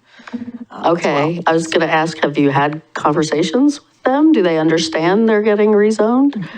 We sent all of the notifications and so on as property owners, and we have not heard from them, no. But Okay. I mean, but their presence as a college, as a CSU, does not change with the base zone change. So Right. that doesn't I just change. wonder if it affects when they want to build a new building or when they want to do something new on that property. The NMU zone being more permissive, it allows more things, so it's upzoning their site as well. But it, again, doesn't change the sort of the community college piece. Okay. Yeah. And my other question was, in both the May hearing and this one, you talked about how the community outreach stuff, you talked about economic development tools and using those haven't been part of our discussions really. And so I get that this is a land use piece and that's coming later, but can you just say a little bit about what the plan is to, to roll those out, or, how staff intends to move that forward? Well, the project included in one of the attachments to the last staff report was an economic development toolkit. And that was prepared as part of the consultant team. So what they did was prepare sort of a whole toolkit of options of the kinds of economic development programs that would be tailored to neighborhood hubs and would be tailored to a city the size and with the resources that Milwaukee has. So the idea is, as funds become available or creating grant programs, there's a whole list of the kinds of economic development initiatives, including like a small business association, and some, so there were a bunch of different things that initiatives that we could use as part of spurring all of these different hubs along or something like that. Of course, the community development director is who would be able to roll those out. And so we didn't spend a lot of time presenting it here because this is the code amendment package. But that toolkit sort of sets the stage for what the community development department under the director would be able to do with funds as they kind of create a program with staffing. Do we have funding? How do we want to disperse dollars to be able to incentivize that? But we don't have a specific plan yet. What we have is that toolkit that was created to be tailored to Milwaukee and to the hubs initiative. Okay. All right. Any other final clarifying questions from anyone? Nope. All right. Well, then, I'm hoping Nicole is Nikki, running out. Just ran to get the script. Yeah, I think it will start with a motion to reopen The public testimony. portion. And again, I do have 3 yellow cards of people who want to testify, but if anybody else wants to testify, please fill out a yellow card. I move to reopen the public testimony. Do you need that now? Okay, thank you. Unfortunately, without the script, I'm sort of stuck. Here we go. Okay. Presto. Thank you. Thank you. No, I think that was great. So it's been moved to reopen the public testimony part of the hearing. Do I have a second? I'll second. It's been moved and seconded to reopen the public comment part of the hearing. All those in favor say aye. Aye. Opposed? Public comment part of the hearing is reopened. The council will now take public testimony on the proposed code amendments. I will recognize speakers and any questions should be addressed through me. When you begin to speak, state your name and city of residence for the record. For those in person who wish to speak, please submit a yellow comment card found on the table just outside the door. If you are on Zoom, please use the raise hand reaction to alert staff that you wish to speak. And when instructed to begin, click the microphone option to unmute yourself. If you are telephoning in through Zoom and would like to make a comment, dial *9 to raise your hand. You may also submit a comment via email to ocr@milwaukeeoregon.gov. Presentation for all speakers will be limited. Representatives of groups will be limited to 10 minutes. Individuals will be limited to 3 minutes. Please confine your remarks to the proposed action, avoid repetition and irrelevant information. And so the first speaker here is representing the Ardenwald-Johnson Creek Land Use Committee, so she gets 10 minutes, and that's Lisa Gunyon-Rinker.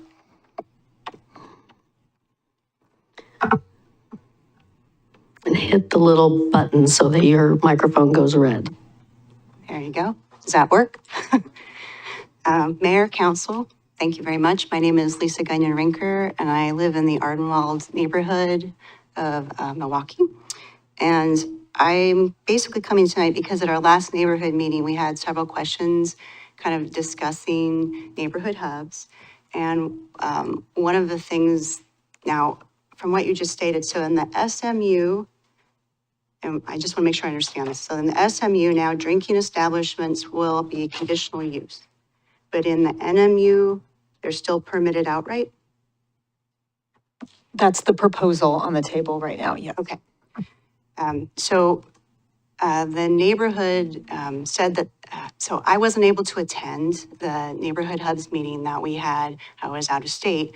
And I didn't hear any feedback from anyone that attended the meeting, but at the last meeting in June at our neighborhood meeting, both our chair and our secretary stated that hours were discussed and that they definitely wanted to have designated hours for drinking establishments in the NNU because of the situation where it's situated within our neighborhood on 32nd, and because there are houses all around the area, and because a lot of drinking establishments will have live music. And if we don't have some kind of regulation for for the drinking establishment, then the live music will play till whenever.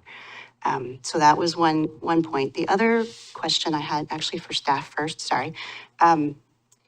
So when was the Van Water 32nd Wilsburg Ardenwald Church site designated an MMU? It was part of the limited commercial designation that the 32nd Ave one was. So when that, as part of that whole neighborhood Main Streets initiative happened. But it's actually, it is not currently NMU. That's what I thought. It is I still thought it was CL. CL. It is Okay. still CL. It would be up, it would, because we're getting rid of the CL zone. Okay. It would be upzoned to NMU. Yep. Because I wanted to raise the point because CL zone has a little bit of, again, conditional use protection versus NMU has, permitted outright for a lot of things. And I wanted to just say, it's not a designated landmark that I know of, but this is the Wilsburg Ardenwald Church site that was built in 1893. It is significant structure in our neighborhood is named Ardenwald after Reverend Rockwood's son, Arden. Ardenwald is Arden's woods. So a little history here. It's Ardenwald Congregational Church was built by G. Schindler's Company. The cornerstone was laid on July 14th, 1893. Talks a little bit about the church itself. And another building that was constructed next to the church in 1920 and was used for Sunday school classes in 1932 was made into a parsonage. Mrs. Wills donated a corner of her land to build the church in 1892 to the First Congregational Church in Wilsburg. It was remodeled in 1910 and a full basement was added, and the church was rotated to face south from 32nd to Van Water and along what was then called the Old Milwaukie Road. There's just one more little bit. The church was renamed the Ardenwald Congregational Church after town plans from Wilsburg collapsed. The name Ardenwald, again, I already said this, in the past church services, this church served not only as a place for religious services, but as a gathering place for community activities. And the main concern I would have as an NMU area would be that a developer would look at that site and everything, and that we could lose that church. And I don't know if this was discussed by anybody else, but our Ardenwald neighborhood sign even has the church. Reverend Rockwood named most of the streets in our neighborhood after his sons and friends. I live on Balfour Street. That's for his friend, Mr. Balfour. So we're talking some very big history in the city of Milwaukee. And I don't think anybody knew that when you were discussing. I watched all the council discussion in May, and there seemed to be a lot about our neighborhood. And I just wanted to make sure people knew that, that this, I don't believe it's a designated landmark, but it should be. And I'm not sure, is the owner aware of it changing zoning, Vera? Yeah, notification was sent to all property And owners she was about it. fine with that? She did not reach out to contact me. Well, but no. she lives in Morocco part of the year, so I don't know. I don't know if she gets her mail. Anyway, so I just wanted to raise those points to make you aware, because I had questions and I just wanted to talk about the hour designation a little bit because of the live music and the houses around them. And I understand the importance of neighborhood hubs, and we do need them, but I also want us to be careful about what we're thinking of for development areas. So, thank you.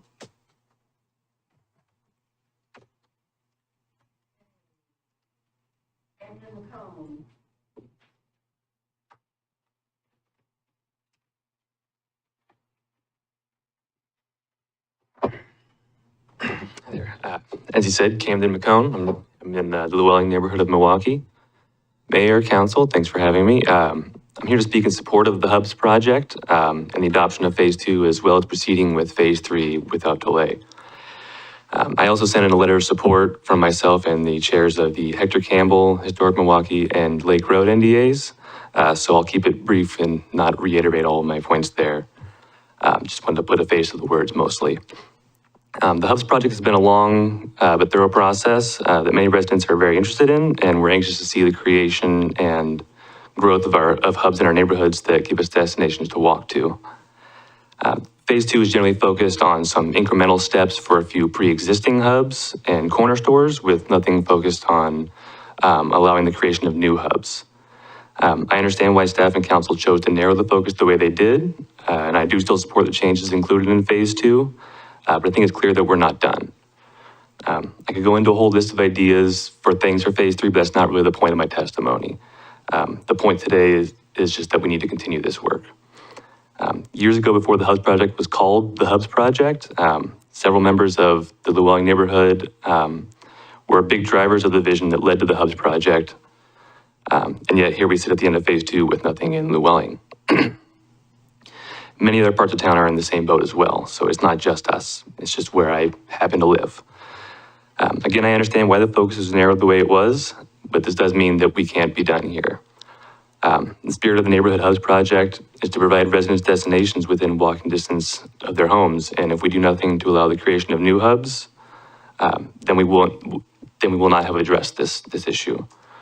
The very reasons we started this project. So I ask again that council adopt the changes in Phase 2 and proceed into Phase 3 discussions without delay. Thanks.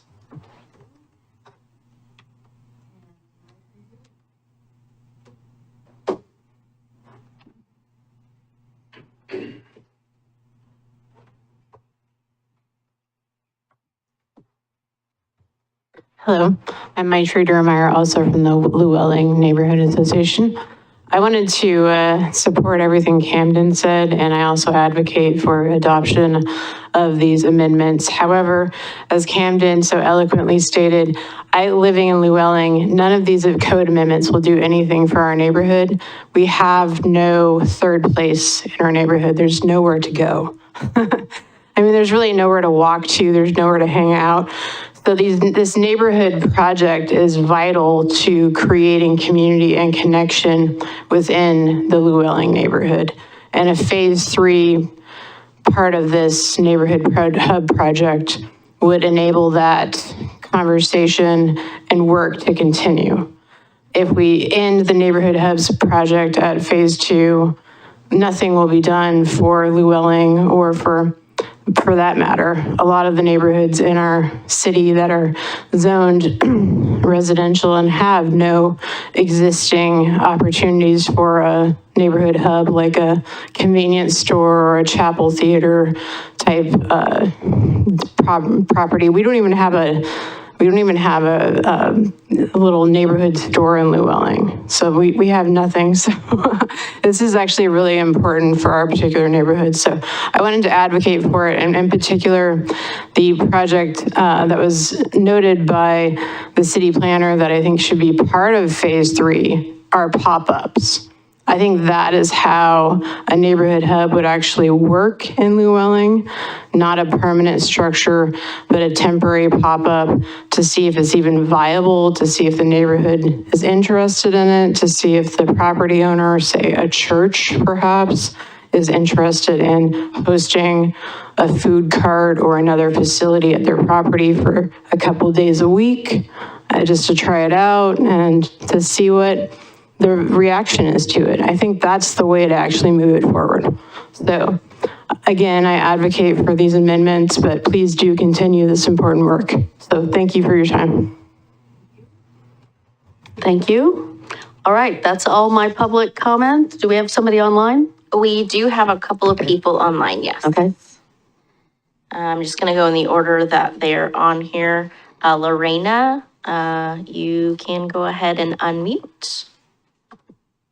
Hi, thank you. My name is Lorena. I'm actually in what is considered Damascus in Clackamas County, and I want to speak in favor of the continued looks at the neighborhood hubs. I'm speaking in regards to this as someone who my spouse and I are finally considering starting our family, buying our first home, and looking at what we want. And the things that we want are close stores, a nice home, and where I can feel like all of my friends can come visit, including some of my disabled friends or some of my friends who have chronic pain issues and can't walk that far, as well as some of my friends who may or may not enjoy drinking.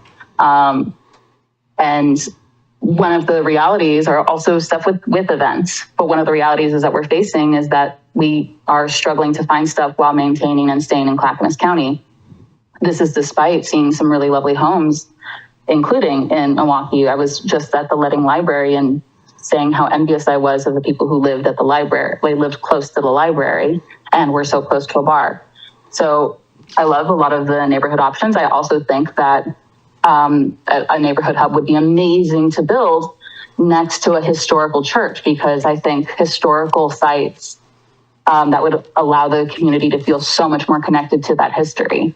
So I just wanted to speak in favor of that, speak in favor of some of the amendments, and speak in favor of some of the places that are still on the roster to be considered, especially if they do have historical buildings that can allow people to feel connected to that history. Thank you. Next, we have Morgan. Morgan, you should be able to go ahead and unmute. Yeah, thank you. My name is Morgan Buck. I live in the Boring Damascus area also. And I just wanted to say thank you to everyone for having us here. I'm not a resident of Milwaukie. There's not a lot that I think I can add beyond some of the great things that have already been said here. I think that the proposed zoning, I'm here because I'm a passionate and ardent supporter of the idea of community hubs. I think that having viable third spaces that are useful for people of all ages is critical to building strong communities. And I think we've seen studies over and over and over again that show the benefits both for, for adults and for children, that tightly knit communities lead to more parent engagement in schools, more engagement of children with the education process, that having activities for children that exist within easy walking access of their neighborhood, near places their parents might want to be, lead to better outcomes for those children. And, I think when I want to find strong community, when I want to find places that I can feel like I am with other people who are also living their lives and being in community, I often have to go into Portland to find that. I would love to have something like this in a place like Milwaukie. I would certainly come and give more business to give more of my business to places in Milwaukie if that were the case. And I think like Lorena said, I would be so excited to live in a place that had walkable neighborhoods, that had access to these types of areas. So I think that the zoning regulations that are being proposed here are great. I think the council should move to phase 2 as quickly as possible. But I agree with some of the others that spoke. I think that there are far more and expansive areas that could receive these zoning types to actually create these types of hubs, rather than just sort of incrementally expanding existing areas. Anyway, thank you for your time. Thank you. All right, next we have Stefan.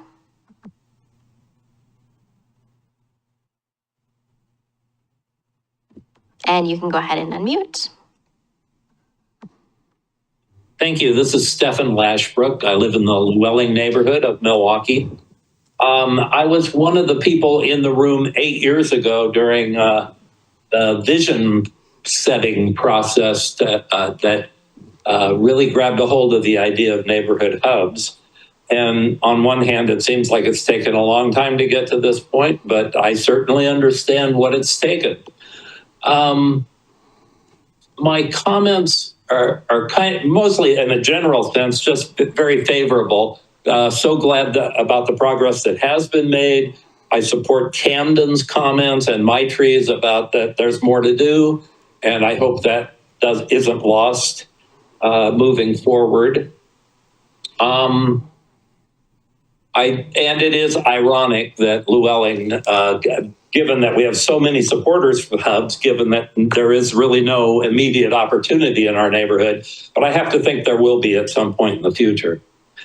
The other thing, I do think it's kind of ironic that Milwaukie Floral has chosen to opt out of this process, because they have functioned as a neighborhood hub for years, as far as I can tell.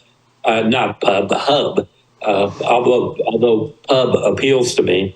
I guess I'll end it with that and say, I was talking to a friend of mine who grew up in Ireland, and I asked him, he moved to America when he was 12 years old, and I asked him, did he miss anything about Ireland?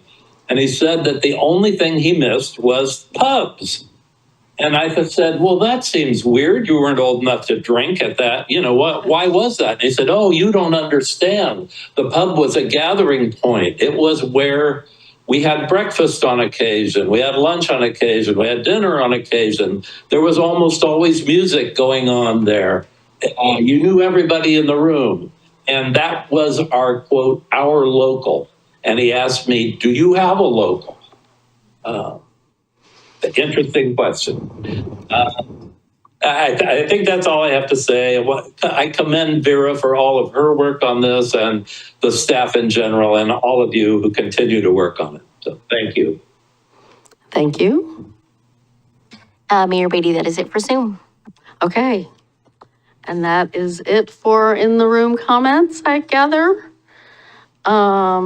Okay. So does staff have any response to the testimony? I do. I would just like to respond to Maytree's comment specifically regarding pop-ups. And we didn't talk about it as part of the presentation tonight, but part of the code amendment package includes amendments to Title 11, which is temporary uses, permits, and regulations. And we have specifically called out a number of additional temporary uses that we can permit, including food carts were not permitted by right. So the idea as part of this code package was to also provide opportunities for pop-up kinds of events and that kind of thing. So to test out the waters and see if a food cart or something like that could work somewhere else. So we do, so as part of this code amendment package, the pop-up idea that she talked about is in the code amendment package. So just want to make that clear. Okay. And I would also just like to respond to Lisa. I was at the Ardenwald meeting and there was about 20 people there. It was a really great conversation. And there we did talk about the change to allow drinking establishments. And there was a vast majority of support for that. And there was also the discussion of hours did come up, but folks still supported that without having hours of operation outside of what OLCC proposed. So there were a few people that brought it up and talked about it, but there was generally support for allowing that in the Ardenwald neighborhood. Okay. Thank you. Oh, I also wanted to ask, I looked it up, but it looks like the church at Van Water is on our significant list of historic preservation places. So how does that play with this zoning? We looked it up actually on our online zoning map, and it didn't come up as being listed as a historic resource. So in the comp plan, page 190, appendix B. Adam is also raising his hand to chime in, I believe. 3125 Southeast Van Water, Ardenwald Congregational Church. Number 11 on the significant properties list. So hey, this is Adam Huru, associate planner. I did have a case where someone was thinking maybe about buying that property, and did uncover that it was on the list but was removed. I believe the property owner requested removal, and I believe it was because the city did not notify the property owner originally when they were placed on the list, but we can get those records and share those. Okay, there is a list of removed properties as well at the end.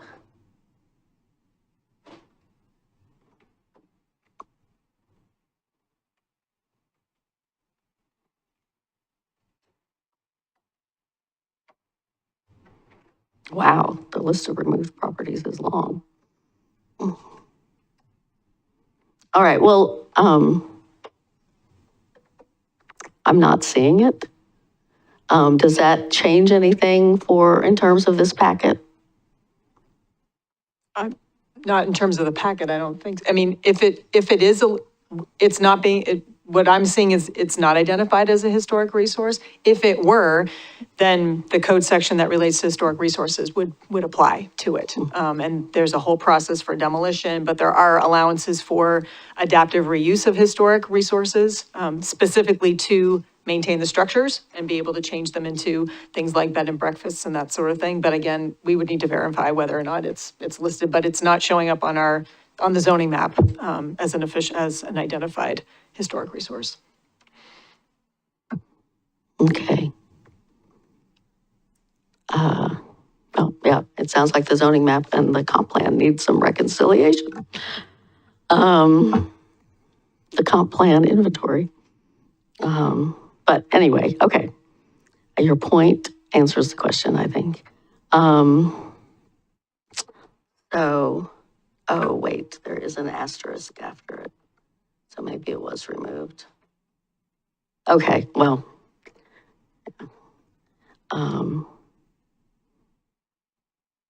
Okay, I won't try to parse through that. All right, so if no one else has clarifying questions for staff, I will entertain a motion to close the public comment part of the hearing. I move to close the public comment part of the hearing. Second. It's been moved and seconded to close the public comment part of the Neighborhood Hubs hearing. All those in favor say aye. Aye. Aye. Opposed say no. The public comment part of the hearing is closed. All right, now I can switch back to script. So, council discussion, deliberation. I guess Councilor Savinger, do you want to start us off? I would love to. Well, okay, so I have some thoughts. I'm a fan of placemaking, and I think that this really gets us into a space where we can have smaller, more community-focused senses of community that are active in our neighborhoods. We have, on our property, we don't have a business anymore, but we have goats, which many of you know. We have a little window that's cut into the fence and a library there. And the number of families that just kind of walk by is amazing. And the conversations that you have, what you learn about your community. We've had a couple of, when we did have a business there, we had a couple of pop-up markets, and it was just like, it was so vibrant. And so when I think about the potential for neighborhood hubs, I think about those types of experiences where you can go get a cup of coffee and get your hair sparkled. I realize that we're making decisions that can also have adverse effects. And I know that that is not lost on the staff and the community members who have participated in this process. So while, I'll be the Pollyanna that's looking for the hair sparkling. I realize that there could be some unintended, negative consequences. And I really do trust that we'll be able to work through those situations and make adjustments if necessary. So, when I think about where we're at with this decision, and I was one of the supporters for more hubs than what we have in front of us right now as the proposal. I really do resonate with Camden, what you shared, and not just because I'm also a resident of the Llewellyn neighborhood, but because when we did move into the neighborhood, I was looking for that place of activity. And I think for our family, fortunately, we're close enough to the Roswell market space where, I can see some potential on the near horizon for that. But I think that it is really important for us to keep working on this and move into phase 3. So I'm a supporter of that. And I hope that we'll get to a point where we can discuss what that looks like very soon. So I guess that's not as much deliberation, more pontificating, but I am excited about being able to move forward. And I really appreciate the time that you and your teams have put into getting us to this point. Thank you. I'm going to sound like an echo chamber. I'm going to keep it briefer. I live in Linwood, so I'm not too far from Llewellyn, and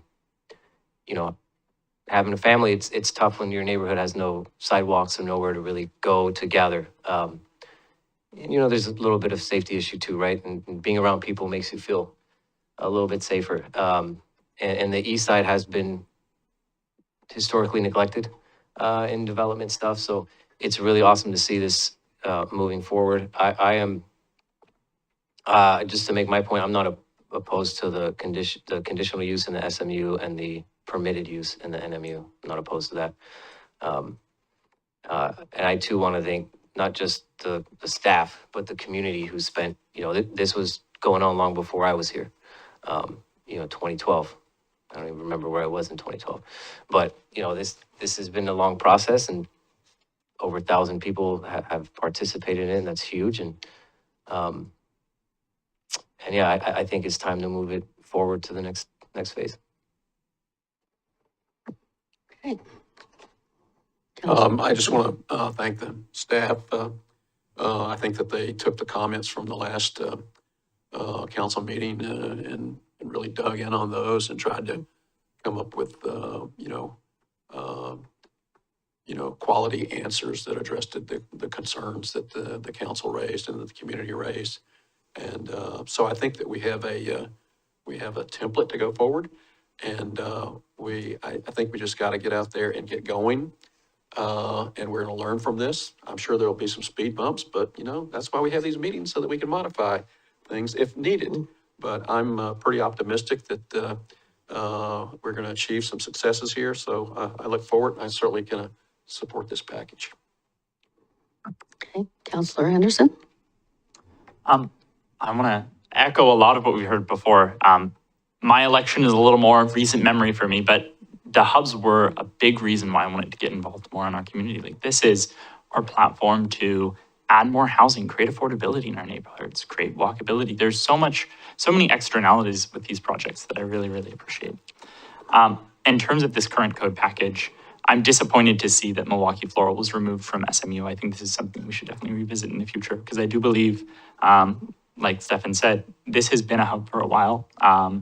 This is something that, as we think about our supply of developable land, I think it's important that we have upzone parcels, and I think it's important to see that continued in the conversation. But I am excited about all the work that has been done in this phase 2, and I'm really excited to see you've set the table for a lot of exciting work. I think the delineation between an NMU and SMU zoning allows for a lot of creative potentials going forward, and I really appreciate that. In terms of a lot of the testimony that we've heard today, we keep saying this word bifurcate, and I'm going to say it one more time. I hear kind of two things that people are saying. One is we want to see more mixed-use development in our neighborhoods. I think we've seen a little bit in I was particularly interested in the Planning Commission letter that we got, this idea of decoupling hubs from mixed-use development. You don't need to have every mixed-use parcel be a neighborhood hub. And so creating more stock of mixed-use development or land that has that potential, I think, is something really important to look for in phase 3. I think a separate thing is, kind of like we alluded to, what is the placemaking that we can do for phase 3 and a hub specific? What are the economic incentives? What can we really see to make a hub? And picking 2 to 3 priority hubs with this designation, some supports, maybe even economic supports like an urban renewal area, I think are all really important components of the actual hub that we consider in a phase 3. And so with all of this in mind, and especially considering a lot of the public testimony that we've heard advocating for phase 3 of our hubs, I would love to look for a second on the dais to do hubs phase 3 in an upcoming work session as soon as possible. It's kind of, let's put that discussion till after we vote on this, and then we can have a discussion about prioritization and next steps and stuff, yeah. Because then we'd have competing motions on these land use hearings have kind of their script. Okay, well, everyone has been very positive, and I think it's a great package. I think it's actually the right size package for where we are now. I think we've redone some, we've hopefully made the neighborhood mixed-use zones around King Road and 32nd more attractive and opened them up for more, because we've had them for a decade. and nothing's happened. So hopefully we're opening them up. They are, I will note that that is potentially, some activity in Llewellyn, but certainly not in the center of Llewellyn, just on the edge of Llewellyn. So, I mean, I hope that these things really do, react, change the dynamic and use of some of the economic tools. I think Steph's done a nice job with this packet. I am still objecting to inclusion of drinking establishments as an outright permitted use. I think we should keep them as a conditional use. I think neighbors should get notice, and yeah, again, it's different. It's different downtown than it is when you look at 32nd Avenue, which is a narrow strip abutted right up against houses. There's not a railroad track. There's not a river. There's not a highway between you and the drinking establishment that's going to go in. It could be your next door neighbor. And I feel like in voting on these things, I ask myself, would I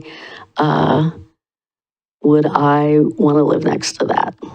And I will note the British pubs that Mr. Lashbrook commented on all close at 11. They have 11 o'clock closing hours in England. I'm not so sure about Ireland, but I suspect it's the same. But we have it's been said we could deal with it with the noise ordinance. Well, our noise ordinance is a very poor tool, and we've never equipped our code enforcement staff with noise monitoring equipment either, as far as I know, unless that's changed in the last couple of years. So I don't think making drinking establishments an outright permitted use is the right thing in the neighborhoods. So I will just say that. Otherwise, I think it's a great package. I mean, I think, we had a lot of discussions last time about office. We got off on a thing about office uses going in there, but I don't really think, that's a realistic thing that's going to happen. So I'm not going to lose sleep over that. There were a few other things in looking at the code that I remember I brought up about that repairs should be indoors and not outdoors because of the noise impacts on people. But anyway, the only one that really is going to keep me up at night is the drinking establishments one. And I guess if no one else shares my concern about that, then we'll go forward with the vote, and I will unfortunately vote to deny, which I don't like doing, but I will, because I think that was not vetted. I only talked to 2 neighborhoods, but both the neighborhoods I talked to expressed concerns about that change.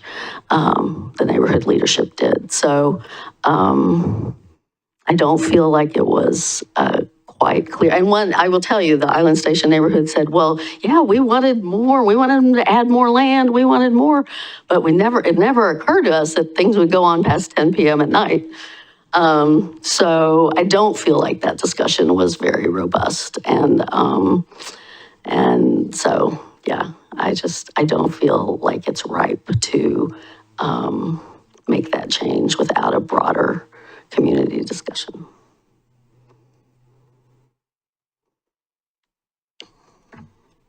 Yeah, I remember in the May 7th one, I kind of was thinking along the same lines, but my issue was the 2 zones. So thank you for doing such a wonderful job clarifying the 2 separate ones. I feel like the NMU zones are in a more tolerable location that can sustain those things as opposed to the SMU. I think the SMU, and the reason I'm more in favor of the condition is the SMU, that's like right in neighborhoods, while the NMU is still surrounded by other commercial retail. When I look at like Chapel Theater, the NMU, for example, they have a vape shop there. There's some things that are already there where you're kind of like, a bar or a drinking establishment there really wouldn't concern me because there's quite a bit of activity already that goes on there. And that's where I'm thankful for that, is that there is that difference. It'd be different if it was in the heart of the neighborhoods as opposed to being more, 32nd, yeah, it's not like a highway or anything, but 32nd is actually one of the busier streets, I would think, in Milwaukee, at least on this side. I drive that every time I come home from work because taking Johnson Creek is a little bit traffic. But anyways, my point is I feel like the NMU is more situated for those as opposed to the SMU. And that's why I'm more open to those being in the NMU.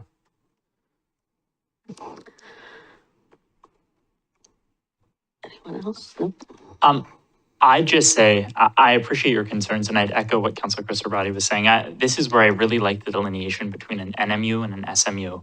And as we think about a phase 3 of the hubs, I would love to see, kind of like what you were alluding to, Mayor, some more neighborhood opt-in to this type of provision, where you don't have to see a 15-year-long deliberation about will you be or will you not be a mixed-use zone. If there's some provision that you can do to allow neighborhoods to opt into SMU or NMU, it gives them the choice to say, we don't like all of the things that come along with NMU zoning, but we do want mixed-use zoning, so we can come into this SMU zoning. The other thing that I will add, though, is as we consider kind of these allowable uses, to me, it is important that we have it permitted by right in our NMU, just because we haven't seen development happening for the last 15 years or 10 years or however long we've had this NMU zone. There are a host of factors. I don't think bars are the one switch that will flip and we'll see development. But making sure that we have a discussion about like how we actually spur development in these areas, I think is important. And granted, it's a component, but I don't think it's the whole thing. So thank you. All right. Well, if nobody has any further discussion, I gather we're ready to vote. So I will entertain a motion. I move for the first and second readings by title only and adoption of the ordinance amending the Milwaukie Comprehensive Plan, Commercial Land Use Designations, Municipal Code, Title 11 Miscellaneous Permits, Title 19 Zoning Ordinance, Title 14 Signs, and the zoning map for the purpose of implementing neighborhood hubs. Primary file number ZA-2024-001. I'll second.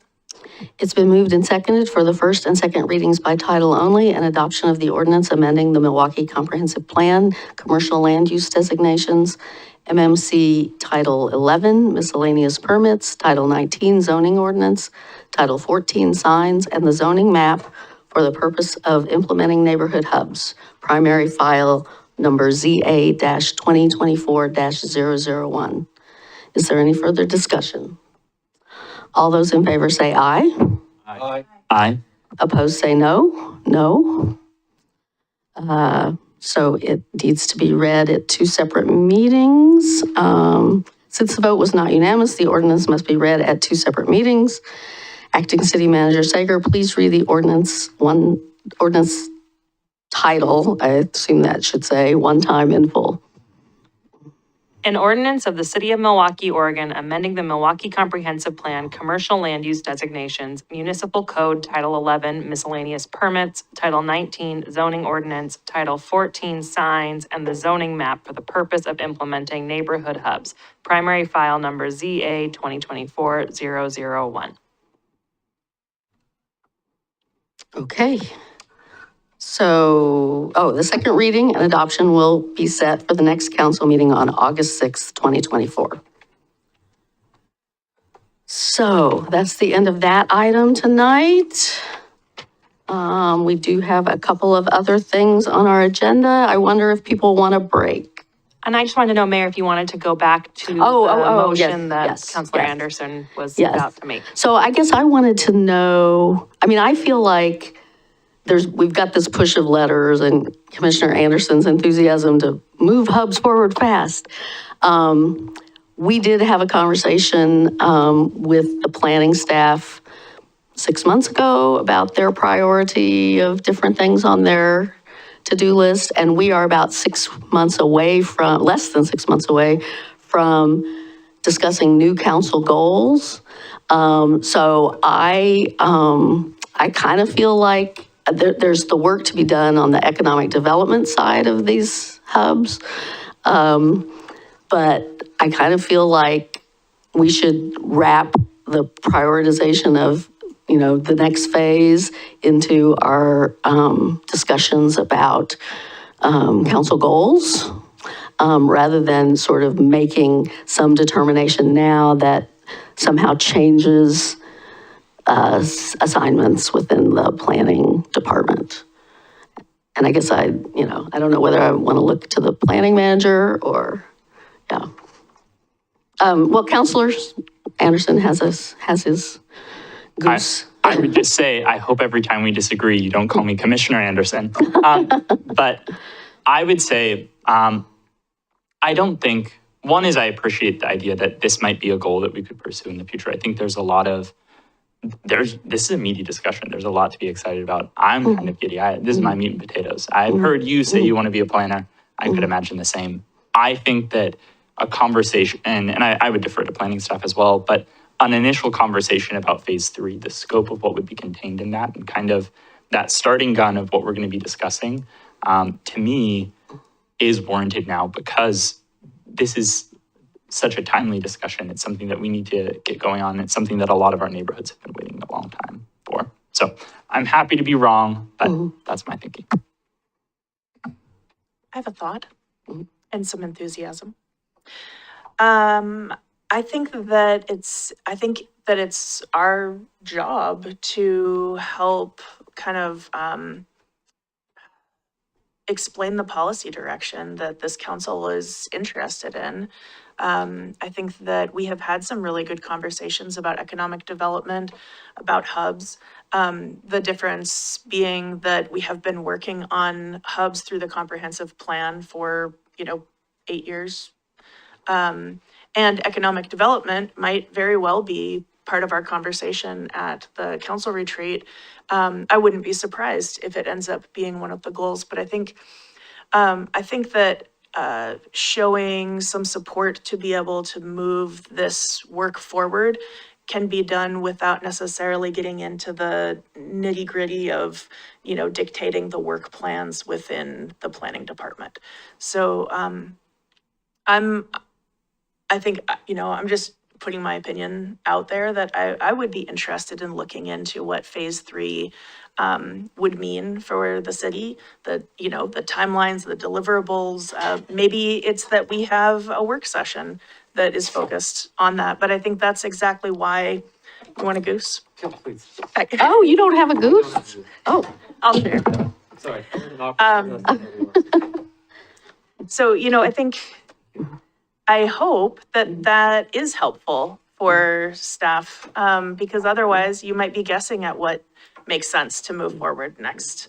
And so, I'm happy to say explicitly, I think that this is a good start. I think it's going to take a while to get to a point where we're implementing these and starting to see what they look like. But I also don't think that it's a linear process where we have to stop one process to start another. So those are my 2 cents. well, and Councilor Anderson did say, he called for an upcoming work session. That is how you framed it, right? So, Councilor, oh.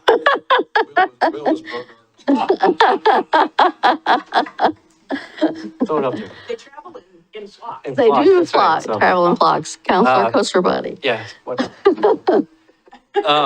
Now no one can see you, but. That short, golly. Losing my hair, I'm shrinking, it's all going downhill.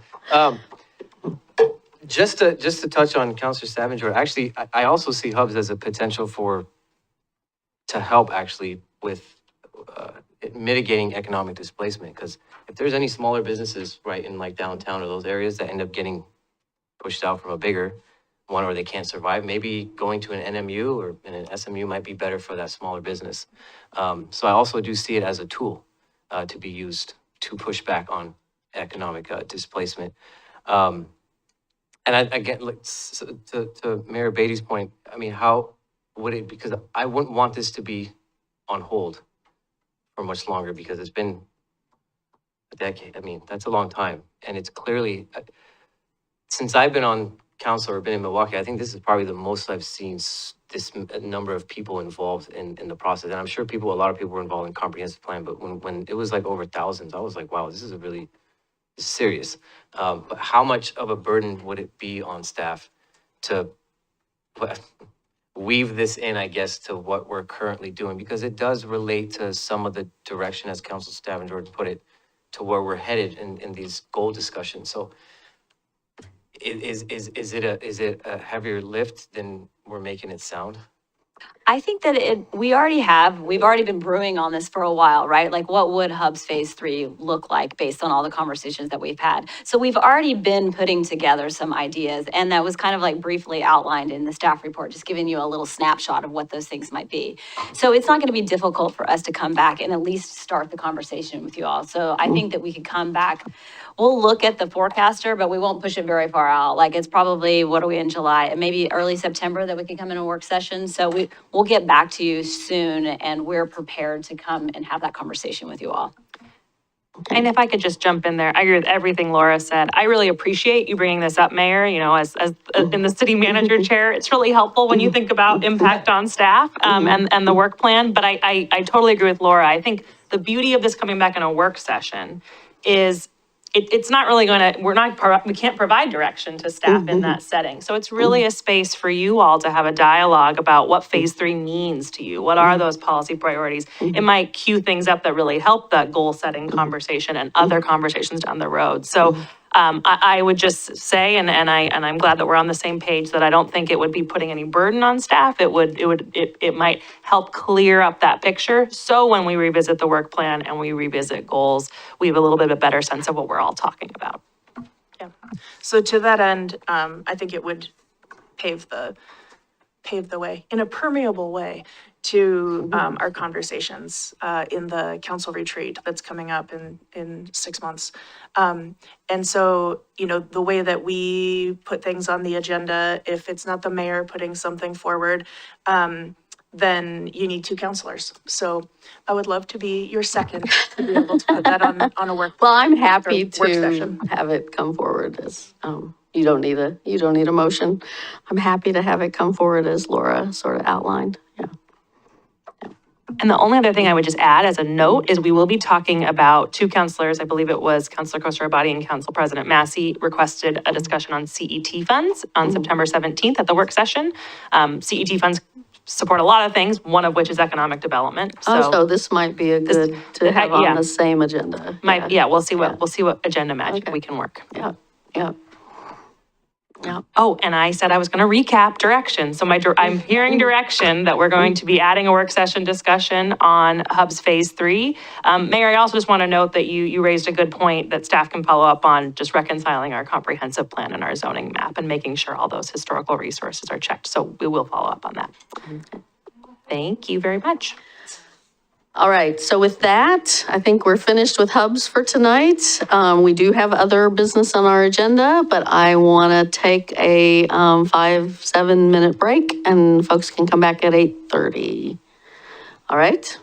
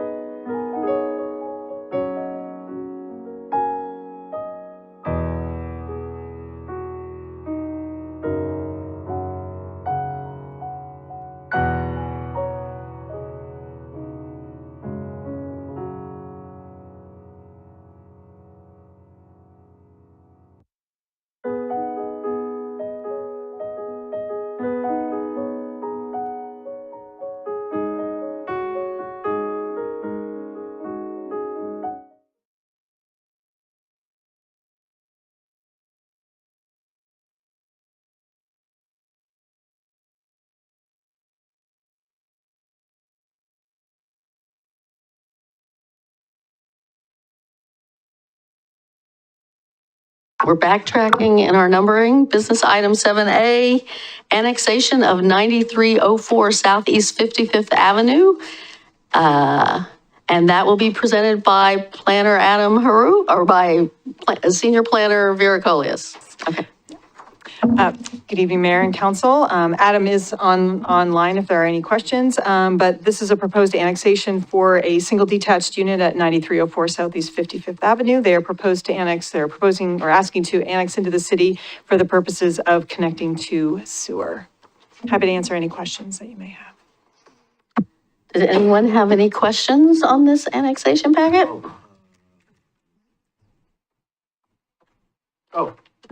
Yes, but not specific to this property, but just for, part of it was talking about oh my God, where did I put that? The stormwater. When it talked about how the property, when it becomes developed, because they're not connected to our stormwater, right? So there's no treatment for that. There's no development on there, but when they develop it, there'll have to be They'd have to on-site treatment. treat, Yeah, they have to do it treat on-site. stormwater on site. So with that, because I know there's other properties in the city that also do on-site treatment, do they still get charged a stormwater fee on their bill if they're doing on-site treatment? Yeah. But is that fee for the treatment of the water? I don't know the answer to that question. Councilor Kusterbadi brought this up in our one-on-one today. I have not been able to check in with Peter to get the firm answer for you, but we can follow up on that and provide the answer to all of council. Thank you. Yeah, that has come up before, talking about the stormwater, and there is work underway on a stormwater master plan right now, so there will be some, there will be some opportunity to discuss that. Yeah. Okay. Sorry, I don't have on my public works. No. You guys do so much already. It's like, put the hat down for a minute. Anyone else? I'm not seeing any other questions. Okay, if no questions, I would entertain a motion. I move for the first and second readings by title only and adoption of the ordinance annexing a tract of land identified as tax lot 12E30A C02200 and located at 9304 Southeast 55th Avenue into the city limits of the city of Milwaukie, file number A-2024-011. A second. It's been moved and seconded for the first and second readings by title only and adoption of the ordinance annexing a tract of land identified as tax lot 12E30AC02200 and located at 9304 Southeast 55th Avenue into the city limits of the city of Milwaukie, file number A-2024-011. All those in favor say aye. Aye. Opposed, say no. None heard. It passes unanimously. Ms. Sager, would you please read the ordinance 2 times by title only? So I'm glad this one's a shorter one that I have to read twice. An ordinance of the city of Milwaukie, Oregon, annexing a tract of land identified as tax lot 12E30AC02200 and located at 9304 Southeast 55th Avenue into the city limits of the city of Milwaukie, file number A-2024-001.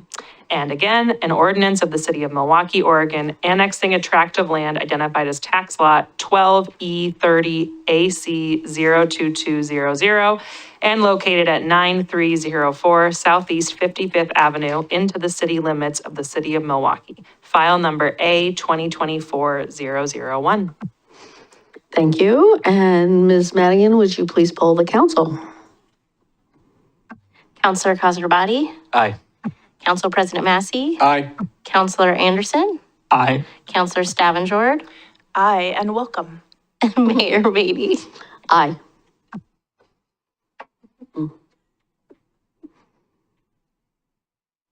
Oh, sorry. Motion passes 5-0. Sorry. That's my part. Sorry. Thank you. Okay. Yeah, she threw you off.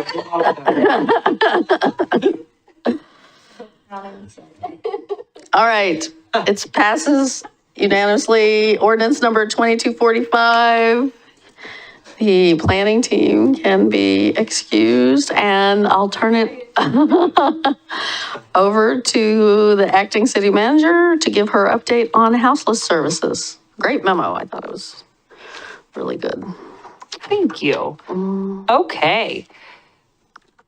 So tonight, I just have a update on a myriad of activities that either the city is in the lead on or the city is partnering on. I'm going to start kind of with a broad funding update for our houseless and behavioral health services work, and then kind of go activity by activity. But stop me at any time for questions. And I just want to acknowledge that Police Chief Ryan Burdick is here as well. His team is so critical to so many of the activities that we're going to be talking about this evening. Just mentioned this, so the funding update first, and then a whole host of activity updates. But we can do questions and discussion at the end, but also please don't hesitate to stop me. So in terms of funding for this work, I just wanted to kind of ground us all that the city, in terms of what you can see in our budget related to this, the first piece would be we fund one behavioral health specialist within the police department. Our library staff, and particularly our events and emergency management coordinator, also through their portfolios of work, support a lot of these processes. So they're general funded positions that end up supporting a lot of behavioral services and houseless support work. But that is really it. So all other efforts that we are trying to pitch in with or support related to helping those most in need in Milwaukie require us to seek other sources of funding, whether that's, partnerships or grants, those kinds of things. We're fortunate in our region that thanks to the Metro Supportive Housing Services Bond and just general regional interest, I think, in doing more in this sector, there have become more opportunities to secure funding. So in April 2024, the city applied for funding from Clackamas County's Notice of Funding Opportunity for city-led homelessness initiatives. Now, this was their way to disperse funds that came through that Metro SHS bond, as well as some state sources. And we submitted 5 proposals.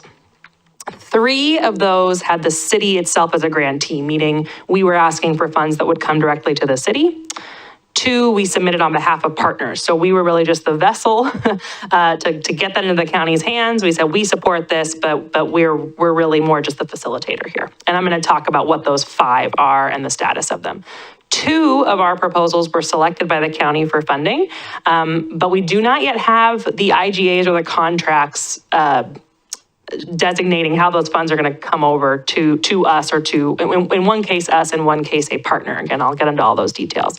The latest update I heard from the county is, at fiscal year end is a crazy time. They've got a ton of contracts on the go. They hope to get to these IGAs and contracts in late summer, early fall. The 2 that were selected for funding were our Extended Hours Cooling Center, more on that in a second, as well as the Pilot Rental Assistance Program offered through Clackamas Service Center. So we submitted those 5 back in April, and then I want to make sure you're aware that in June, we submitted a additional proposal.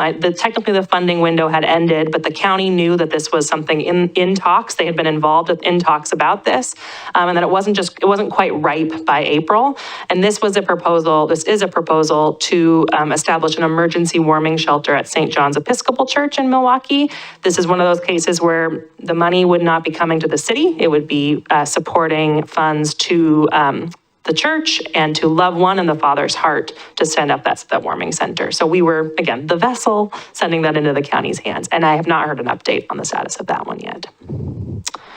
So now I'm going to kind of run through all the various things and where we're at on them. Our Extended Hours Cooling Center. So as I mentioned, this is one of the 2 that the county did choose to fund. We are receiving $30,000 for the next 2 years, each year. Again, that IGA and contract is in progress. We went, as soon as we got the green light that was going to be coming, we rapidly kind of set up a work group of staff, and we created some mobilization criteria. It was interesting, the Clackamas County doesn't have very consistent or very clear guidelines on sort of when they open cooling centers. It's a little bit sort of up to up to each entity. So we kind of stole from Multnomah County. Multnomah County uses this guideline that they use the National Weather Service's heat risk map. And when heat risk is major or extreme, that's when they seek to open their cooling centers. So that gives us a really helpful bar and kind of an objective bar at which to evaluate. The second piece is we will only open when we have sufficient staffing available. And we had a lot of talks about what sufficient staffing looks like. We've settled on it being 3 staff, at least one of whom is a manager. And we've had our first run at this. I feel like that's feeling pretty good as the right kind of level of staff to attendee ratio. And we put out a kind of a call for interest of staff that want to be on a roster, staff and council members that want to be on a roster to staff this. And we were just so overjoyed. We had over 29 people say, yeah, count me in. And when we put out the call, with our first big heat wave of the year, July 5th through July 9th, we had every slot filled very quickly. So I really appreciate our Team Milwaukie and council members really jumping in to fill that need. We are able to, through the funding, pay overtime for our represented staff that work the center. So in that first operational stretch, we had 65 total people through the door. That doesn't necessarily mean it was 65 individuals because some people came every night. But on average, over those 5 nights, it was an average of 13 each night. The cooling center is not the entire library. It is just the lobby and the community room, and we keep it open until 10 p.m. We most nights did have people up until 10, although really it quiets down around 9, so we may evaluate hours. And in addition to providing a cool space, we provide water, popsicles, snacks, phone chargers, and I actually think we just got a shipment of sunscreen and some like cooling rags and things. So we really want to make people comfortable in the space. So that's the cooling center update. So the next kind of bucket of work I want to give you an update on is our behavioral health work and the outreach services that we provide through our staff. There's Glenn. Glenn's the best. Glenn's our resident State of the Union invitee. He's awesome. Glenn continues to just do phenomenal work. We did ask, one of our 5 asks to the county was to fund part of our behavioral health specialists. They chose not to approve that request. In a separate negotiation process, we have an agreement with Clackamas County that they will fund a housing support position dedicated to Milwaukie. This was brokered by previous city manager Ober in 2022. There was an individual hired through Central City Concern to do that for a variety of reasons. That sort of arrangement just wasn't working for the parties involved. We weren't really getting because of capacity issues from CCC, we weren't getting the services we needed in the city. So we all mutually agreed to sort of dissolve that arrangement. We have a verbal commitment though from the county that they will find a new kind of partner and provider to continue these services. Chief and I are meeting with the county on July 31st to continue those conversations. So Glenn, again, works every single day to meet people where they are, provide housing support, often in partnership with staff from Love One, including Don Holden, but also just to connect folks to what they need and be an ear to listen. So just can't rave enough about Glenn.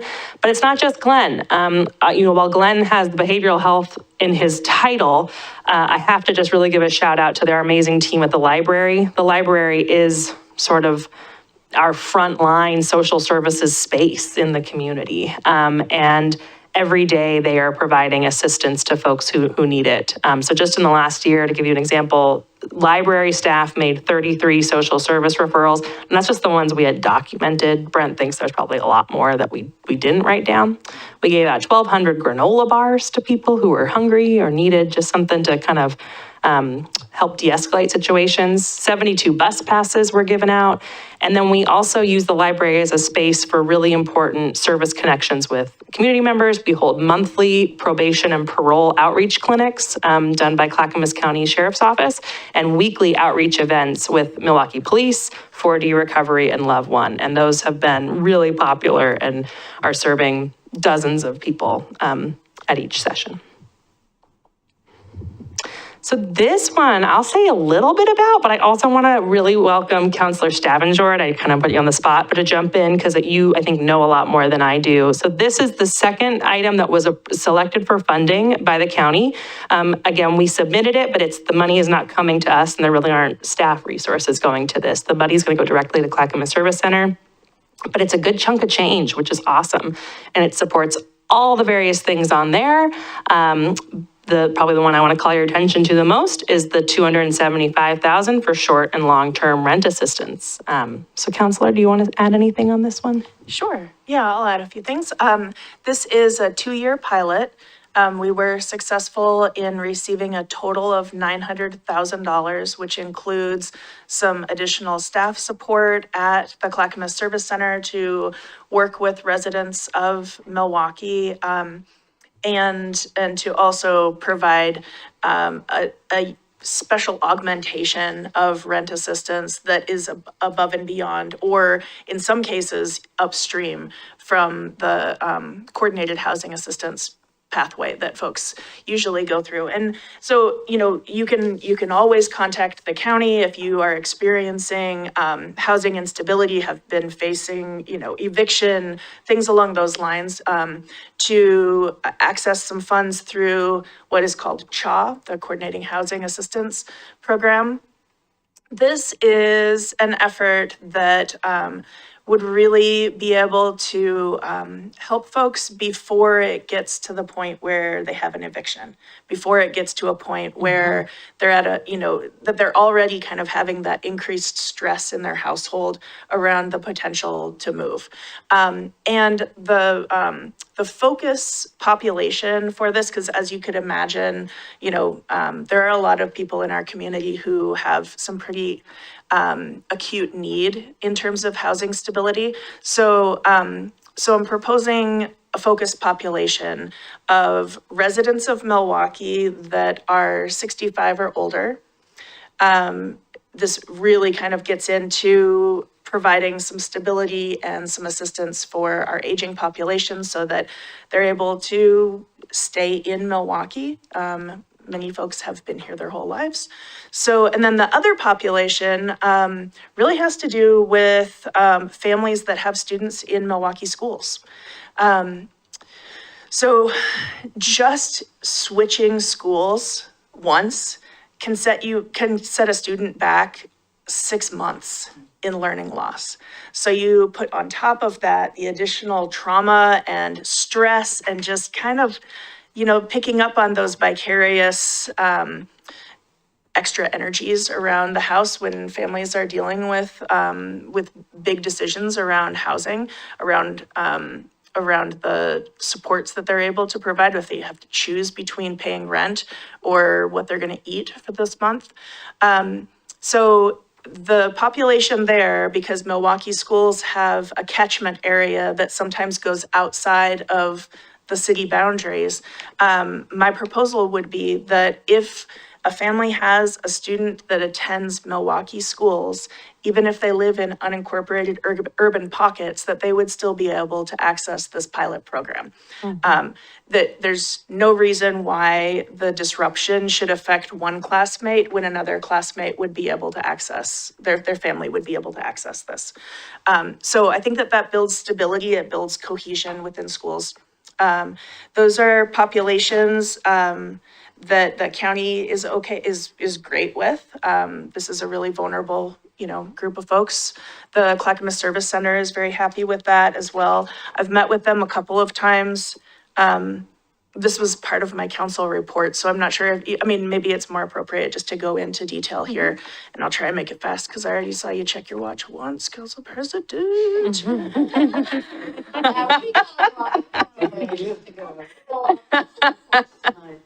I see you. So the eligibility, we'd be looking at a maximum amount. We're kind of hovering in at around 3,500 to 4,500. And that would be a cap over the course of an entire year. So the way that Clackamas Service Center works is that somebody would be needing assistance, they connect with the folks at the service center. Their staff have a conversation about what sort of pressures and what sort of financial bills are, it could be utility, it could be rent, it could be, a number of things. So they kind of assess the full package for families. They have a pathway through CHA, so this does not supplant the access for Milwaukie residents to be able to get housing assistance through the county. That's a pathway that is still secure. This is being able to really kind of move that impact further upstream and get at this issue before people are displaced. You had mentioned, Ms. Sager, about the timing for contracting. We're a little bit lucky because the county already has a contract with the Clackamas Service Center. So this is a contract amendment for them, but you are correct. We're caught in this period of time where most cities across Clackamas County applied for city-led initiatives. And so there's actually some, I could send this around. There's a listing of all the cities that received funding and what they applied for. So it's really unique that Clackamas County is the only county in the metro area that is doing it this way. And there are some regional conversations happening at the metro table about what it would look like to continue getting money out this way. It looks like we would be able to help about 130 to 140 households a year in the city of Milwaukie. The first year, because of that contracting timeline, would need to be condensed. So the proposal is that, we disperse the entire amount, but maybe consider a higher cap of assistance, or maybe we have a lot of people who have just been waiting for something like this.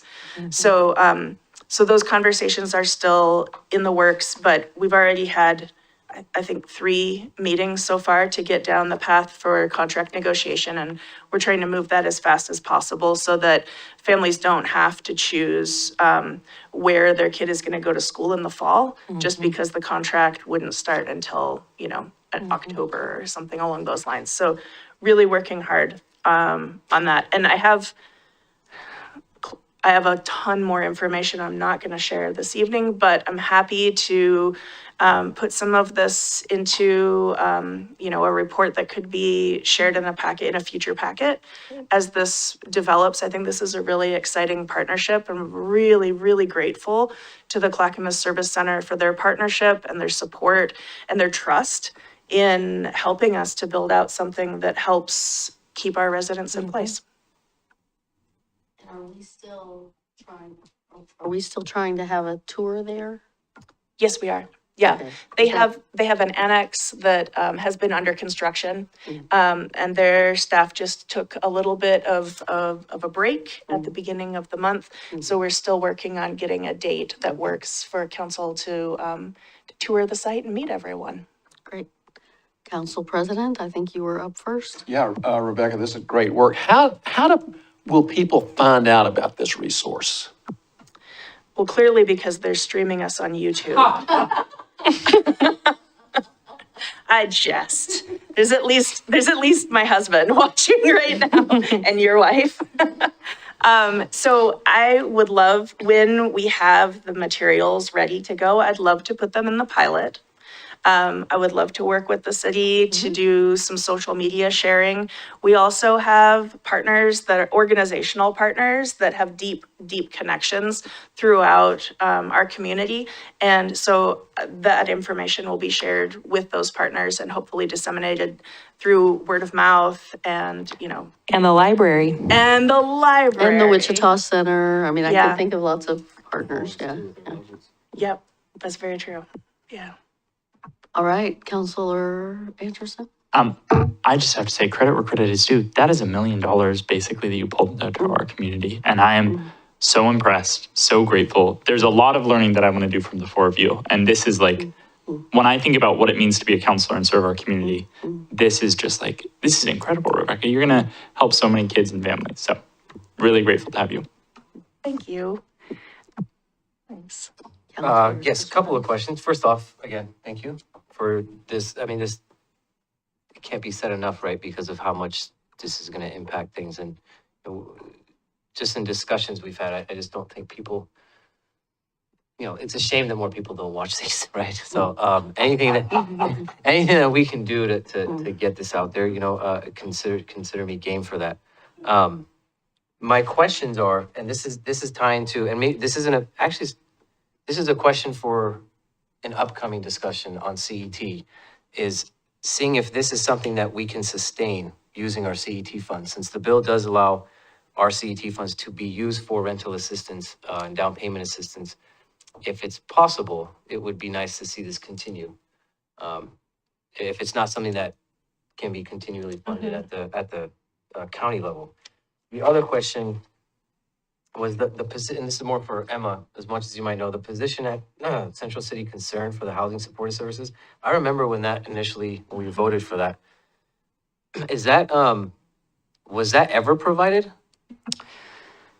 And I'll welcome Chief to correct me if I get this wrong. There were, I think, individuals, we may have had 2 from Central City Concern that were, identified. The real challenge was we just weren't getting a lot of their time in Milwaukie. They were pulled to other things with CCC. And so in both cases, it was sort of fits and starts, but we didn't get any sustained support.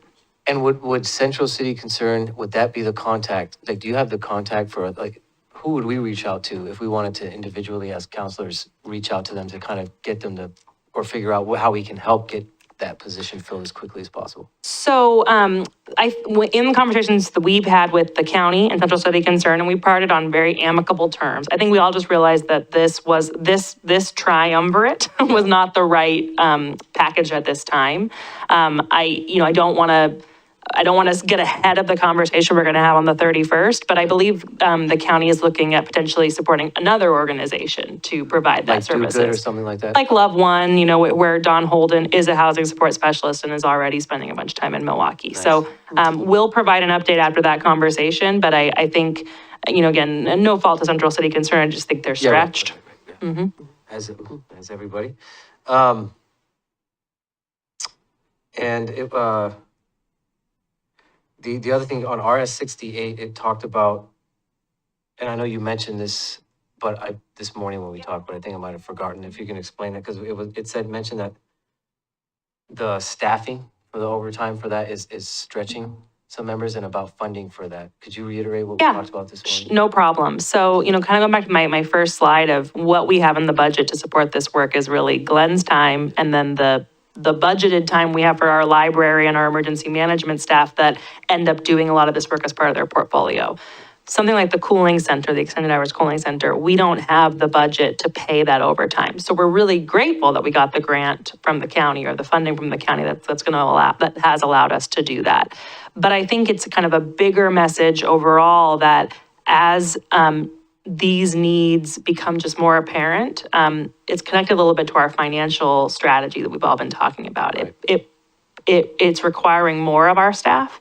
It's requiring more of our staff that necessarily this wasn't what they thought the job was they're getting into. That takes an emotional toll, a psychological toll, and then this isn't something that only happens between 8 and 5. So right. there are needs then that if this is something that council is interested in, either the city continuing or expanding the work we do around, it's part of that, funding conversation.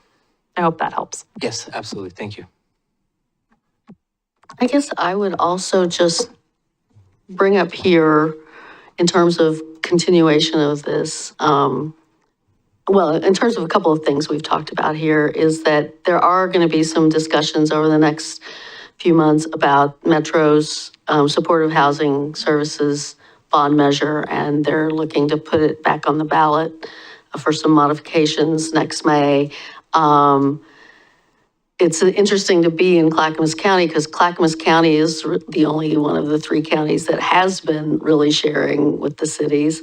But there are ways, like they could fund the behavioral health. They didn't fund any of those behavioral health specialist positions, but as I understand, that were requested by cities. But as I understand it, they could have done that. That wasn't allowable funding under the measure as it is without changes. So, I mean, I do think we,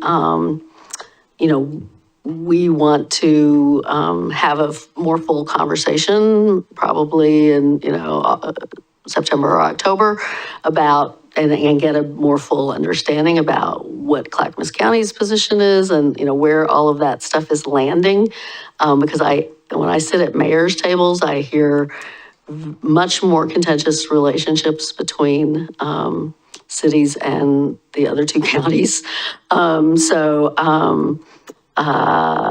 Anyway, we don't need to go into that tonight, but I just want to sort of put that out there as a marker. That's a potential funding source for both some of these positions as well as continuing this program. But we need to be having that conversation with the county about some sort of predictability. Councilor Stavin-Jordan? Yeah, I just wanted to add to that. So there are different models in all 3 of the metro counties. So what Clackamas County has done is very innovative. It's very inclusive of cities and cities within the urban growth boundary and communities that are outside, because they've been able to adjust some of their general fund revenue to offer programming for housing stability outside of the metro area. So those are communities that wouldn't naturally have access to the SHS funding because they're outside of the UGB. But I think that we have to also keep awareness around what the system of infrastructure looks like in Clackamas County. So, cities are operating cooling centers. We activate our library as a cooling center, but just north of us in Multnomah County, the county runs cooling centers. And there are community partnerships, and those are, they receive supplemented funds, but the network is very different. Warming shelters, we have this proposal with the St. John's Church, and they've gone through, close to 2 years of conversations within their congregation around what it would take to transform, their commitment to helping people in their most vulnerable moments. The warming shelters and their activation look very, very different in Multnomah County.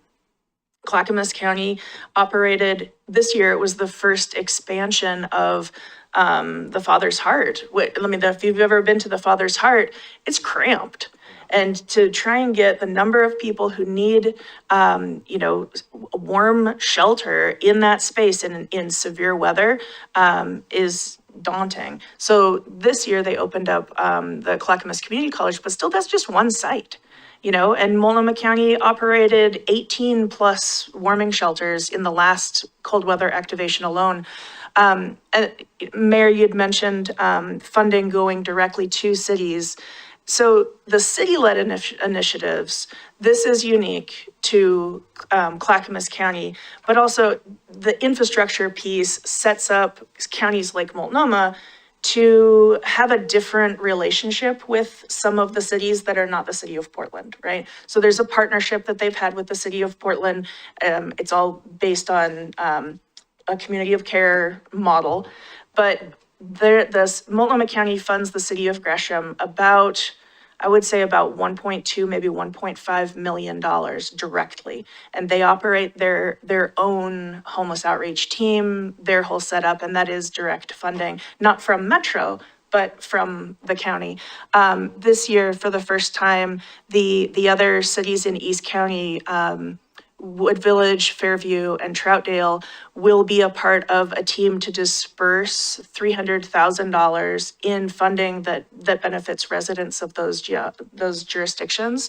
And so, they're kind of taking a page, I think, from the conversation that is happening in Clackamas County, where we talk about what the infrastructure looks like for smaller cities, cities that are smaller than Portland or even Gresham at times, to be a part of this initiative. It was amazing to see how many cities across Clackamas County responded to the request for applications. It was really heartwarming, honestly, and I have to thank the council for being willing to lean into this and recognize our unhoused neighbors as neighbors. So anyway, I know I go on, but I wanted to highlight that because sometimes the structure and the infrastructure is different in our county partners, just a few miles outside of our boundaries. Okay, I'll just whip through the last few updates. They're much shorter. So the Stabilization Center, this is a county-led project. It is a proposal to open a 23-hour stabilization center at a county-owned facility on McBride Avenue in the city limits of Milwaukee. We've been engaged in a couple work groups. The communications work group has been meeting periodically to develop a plan, but there's been some fuzziness, I think, on sort of the RFP process and just not a lot we could share. The exciting news that came just hot off the presses today, so it's not in your packet, is county staff will be giving an update to Board of County Commission on July 30th. And then we penciled them in to our regular session on August 6th to talk to you about the Stabilization Center. So we want to do that as quickly as we could on the heels of that BCC update.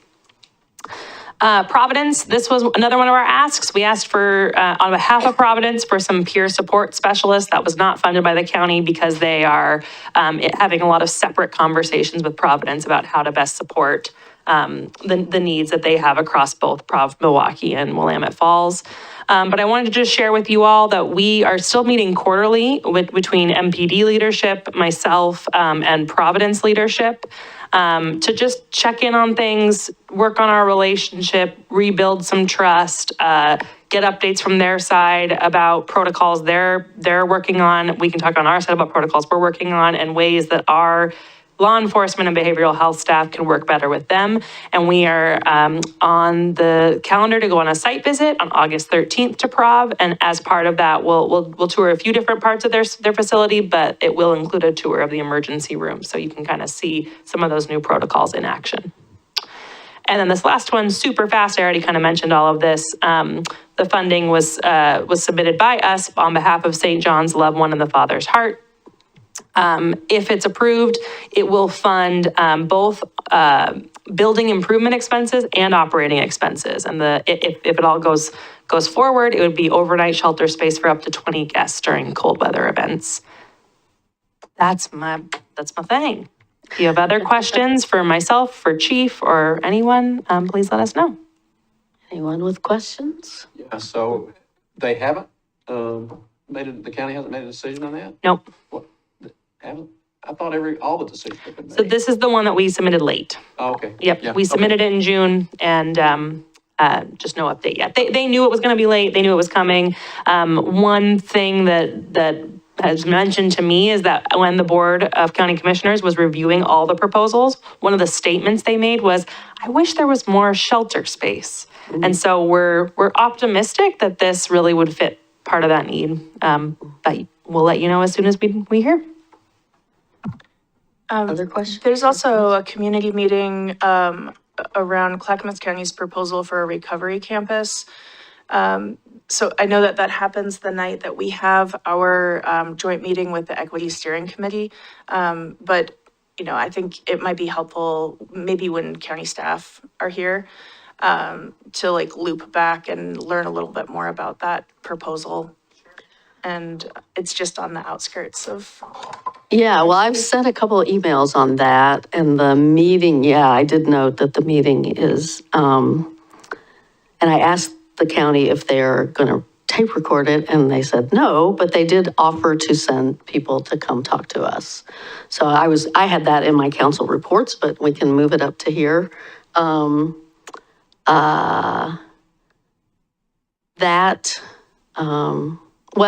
Actually, let's leave it for council reports.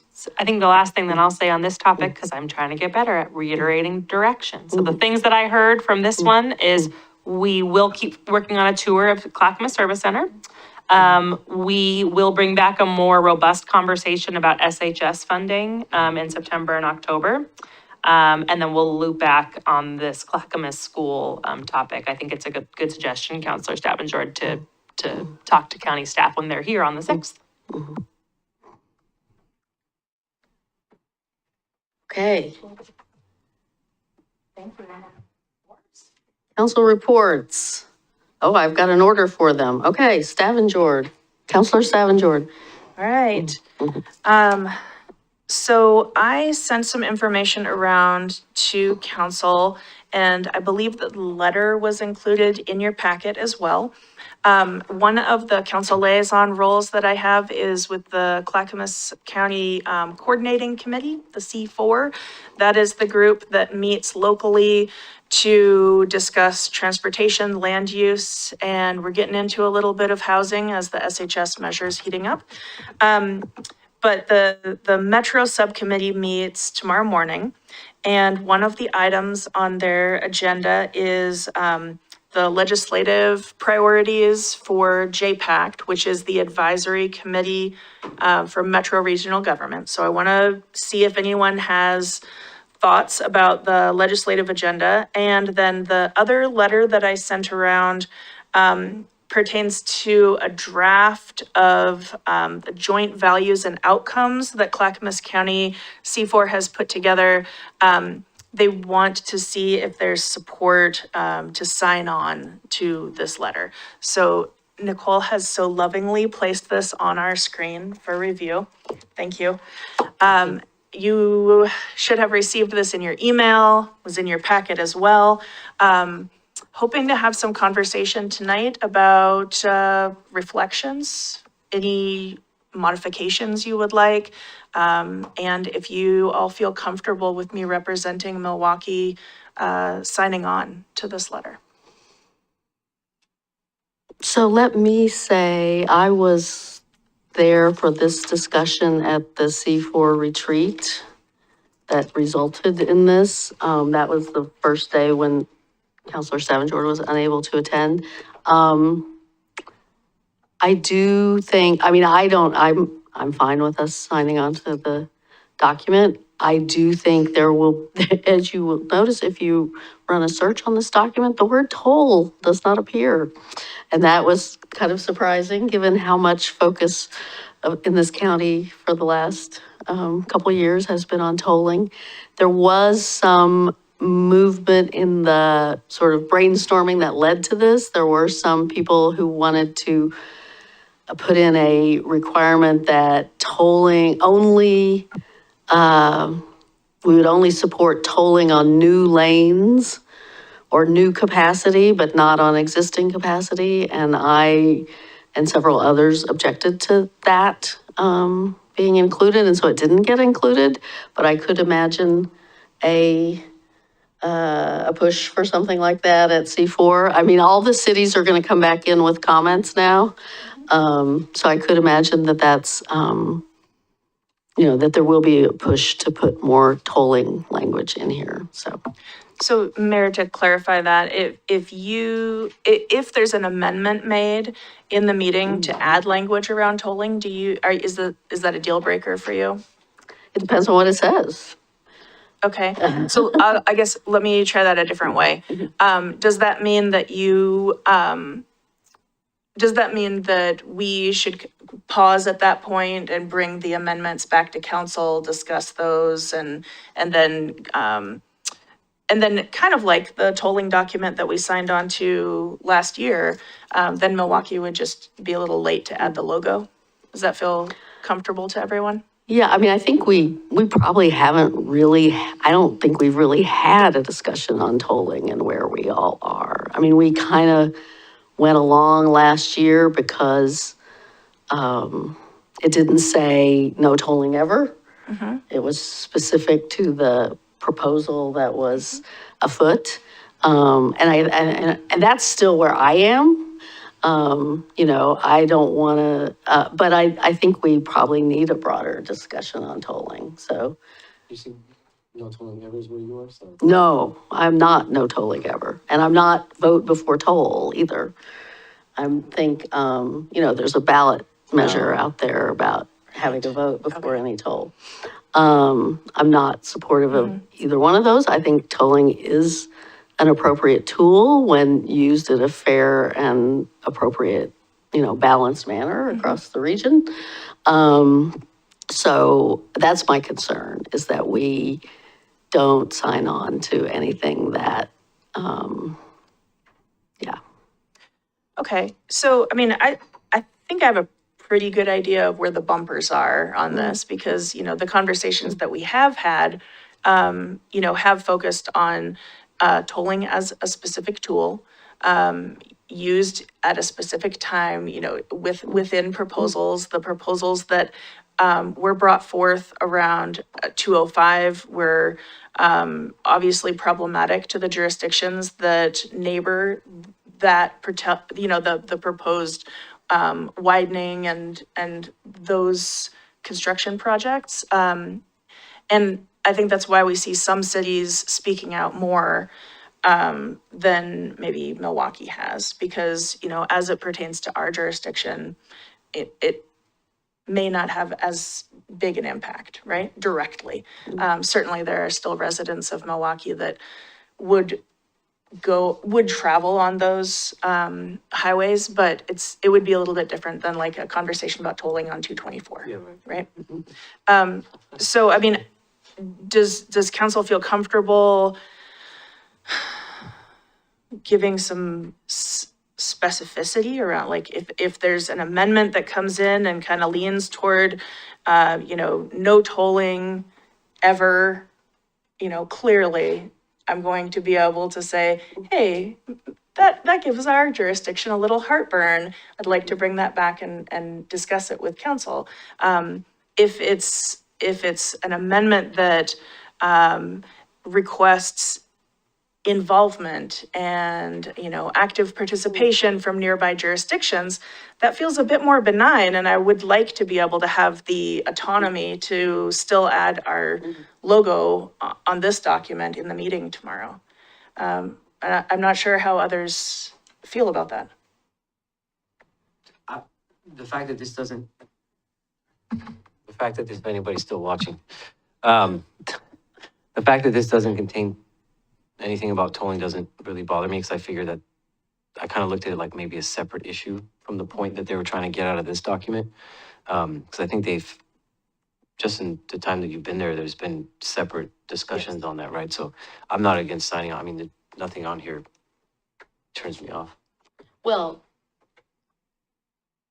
yeah, the question isn't about what's on here. The question is about what they might try to add at tomorrow's meeting and how much leeway we want to give Councilor Stavengard to accept whatever they might add. Right, but it's about, well, we don't know what they're going to add though, right? So it's still about signing on to this letter tonight. Yeah. I'm just saying, I'm not opposed to that. That's one Giving you question. leeway. I'm okay with that as long as we know. One serious problem that might seem innocuous, but I think is really concerning, is the line that says finish legislatively directed capital projects from House Bill 2017 and House Bill 3055. What this entails is like incredibly expensive projects that are ballooning in costs, that are really dragging the state down and pushed us towards the tolling proposal to begin with. Like the tolling proposal that ODOT developed was to pay for these massive highway projects that the state frankly can't afford. These are unfunded? These are unfunded right now.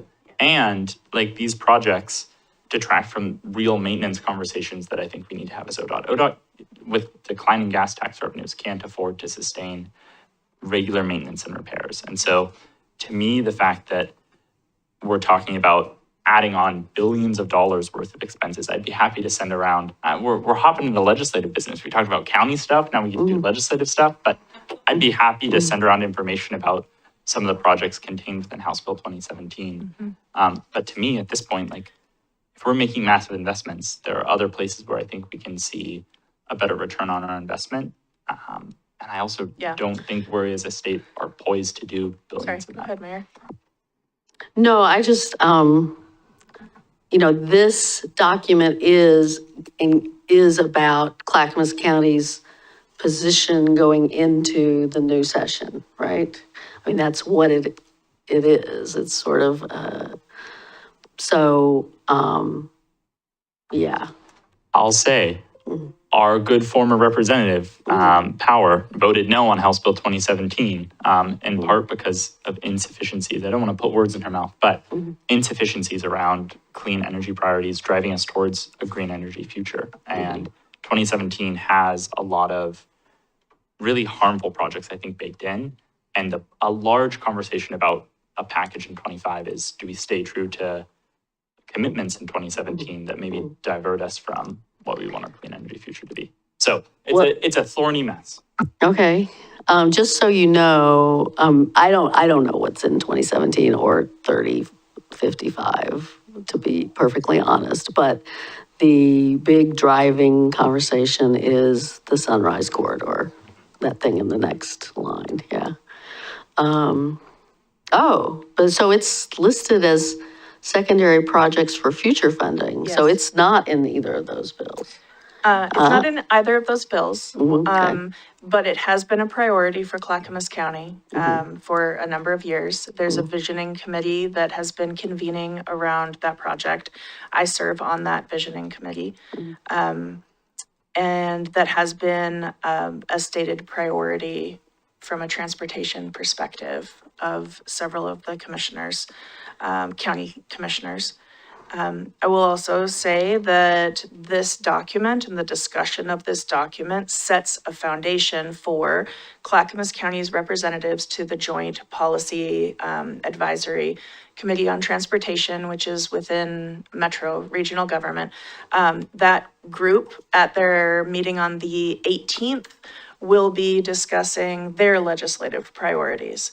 And so there are some similarities and I sent the link around for that. So if you clicked through to that, you'll see some areas like the revenue formula, the 2030-20 revenue formula for local transportation funds that is mirrored in the JPAC legislative agenda as well. So I suspect that some of the conversation we have tomorrow morning at 7:30, and you're all welcome to join, will be informative for the conversation that folks have the following morning at 7:30, and you're all welcome to join.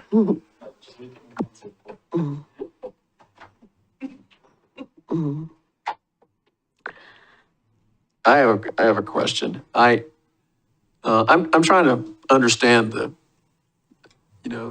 tension here in this, and I read this and it's, maybe I'm being too simplistic, but it just kind of comes across at me. It's like, let's preserve the status quo on roads and vehicles. Okay? Is that fair? I think that there's,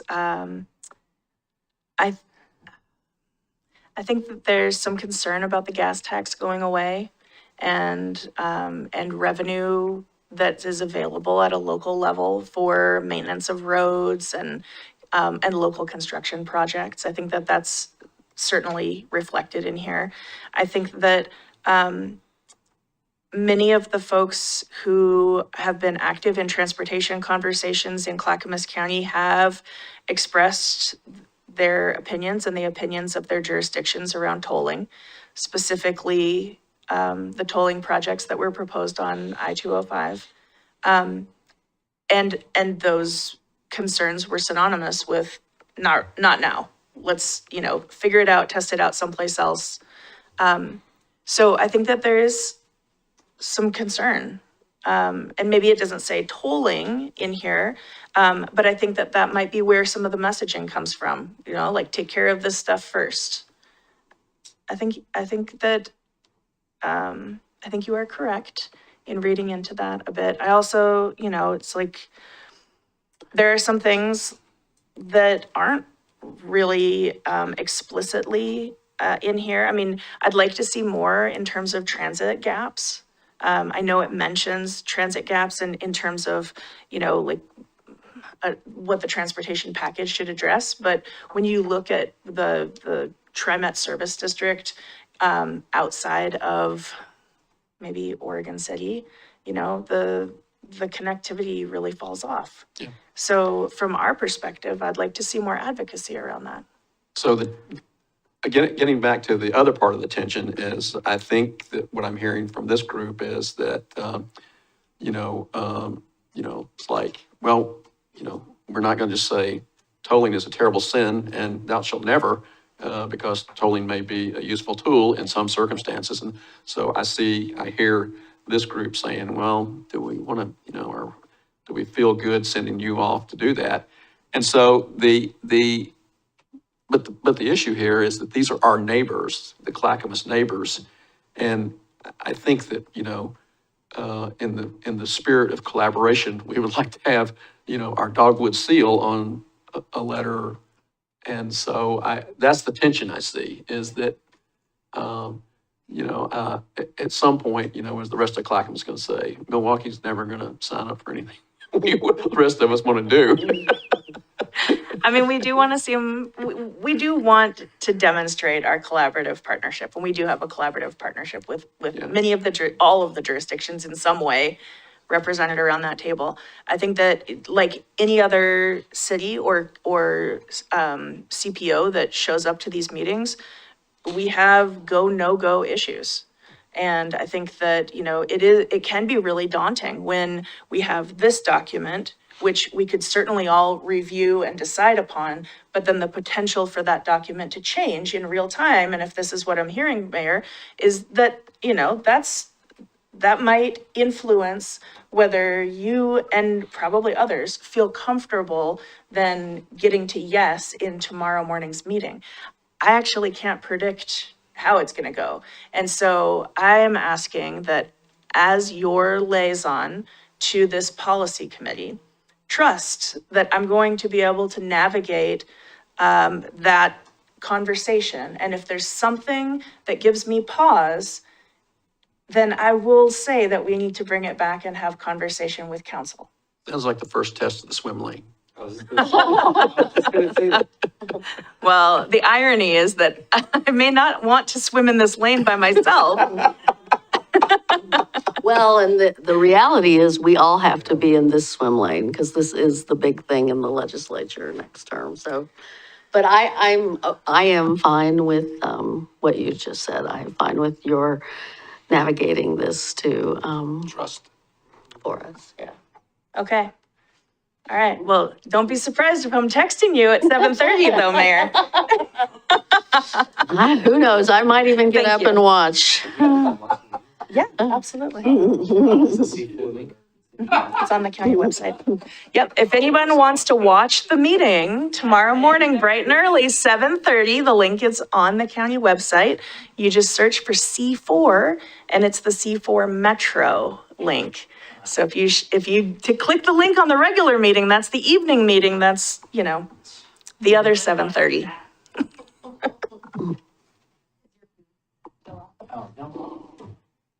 Okay, was that your only council report? God, I hope so.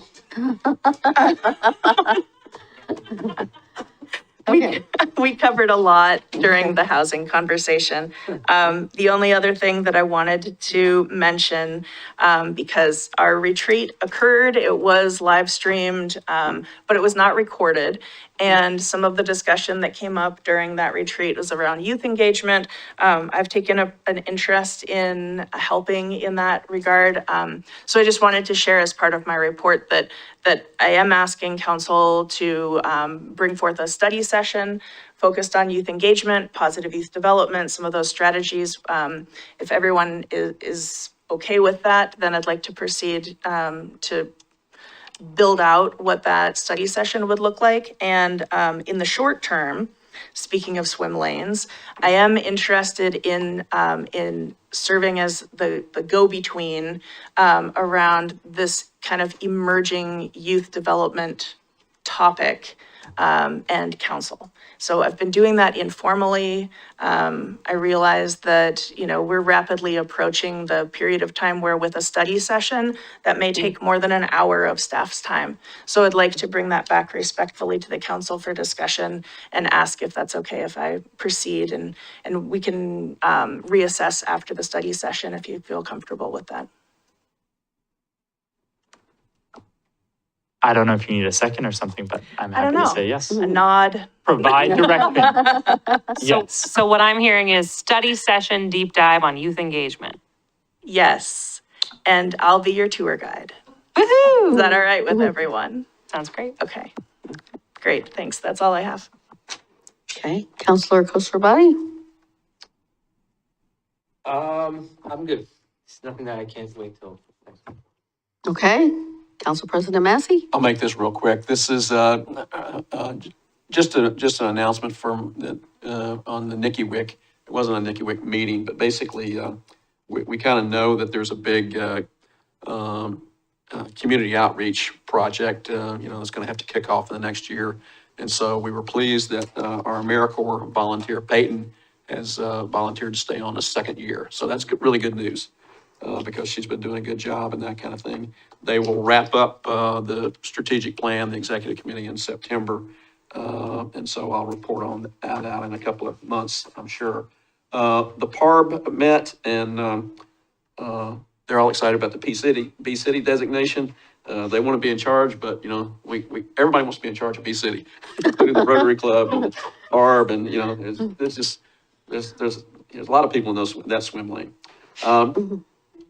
So they talked about a number of goals. I'm not going to go through all of those goals, but they prioritized them. And of course, Milwaukie Bay Park is at the top. Advocacy for Milwaukie Bay Park is there, and we know that Allie's been doing a lot of work in that regard, advocating for that. And there was an announcement about the public art for the new parks and that kind of thing. So that's moving along, and it wasn't. I'm going to go through.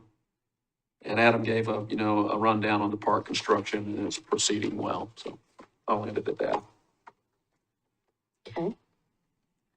Counselor Anderson? I'll keep it short. I've got, I saw you just sent out this Alice Awards email. I was thinking about discussing this. It's an email about participating in the Street Trust annual fundraiser. They have a 10-person table for $1,500. And so my thought, a proposal to you all is we could each spend $300 of our council budget. I'm fine being told no. That was an idea that I had if we did want to participate in it. So I wanted to gauge. Just know there will be other asks like this. So. I know. Okay. I'm fine to be told no. But if we did want to do it, that was my thought about how to. Just super quick question. Was that the only option? Like, that the only sponsorship level, or did they have? That was the lowest one that could get us a table at least. Who is it? Street Trust. They're a group that does. Okay. Yeah. The next thing that I wanted to chat about, we got email or a letter, I can't tell which, about pedestrian crossings at 224 and McLaughlin. I've done a lot of work with ODOT Region 1, and as Emma pointed out, those are both state-owned highways. I was wondering if it would be okay, inspired by Councilor Stavanger, to liaison with ODOT, initially just like starting a conversation, asking about their pedestrian prioritization and seeing if there was something that they could do in the short term to change maybe some of the signaling. I think your first step should be to talk with our staff, our engineering staff, because we did go to ODOT with an ask around 224 recently, and I think we need to be a little strategic about what we ask ODOT for. And so I think the first step is to talk with our staff. And I don't know if you guys want to come back to a work session on that issue, or you want to, you don't need to answer that on the fly tonight, but. Yeah, let me note it down, talk to our team. We'll, at the minimum, we're going to get a response to you all from that email, just with our thoughts on that email. And in that, we can also share sort of our recommendations on next steps. Right. Right, that would be great. That would be great. And then last thing, we had talked about me participating in the TSP advisory committee. I don't know if we need to make a formal motion on the dais, but is now an okay time to ask for that? So on that one, thanks for bringing that up. That's a committee assignment piece, and we are going to be talking about that at August 6th as part of the swim lanes and committee assignments piece. Technically, yes, that's a council-appointed committee, so we're going to have to do that and then have you guys adopt the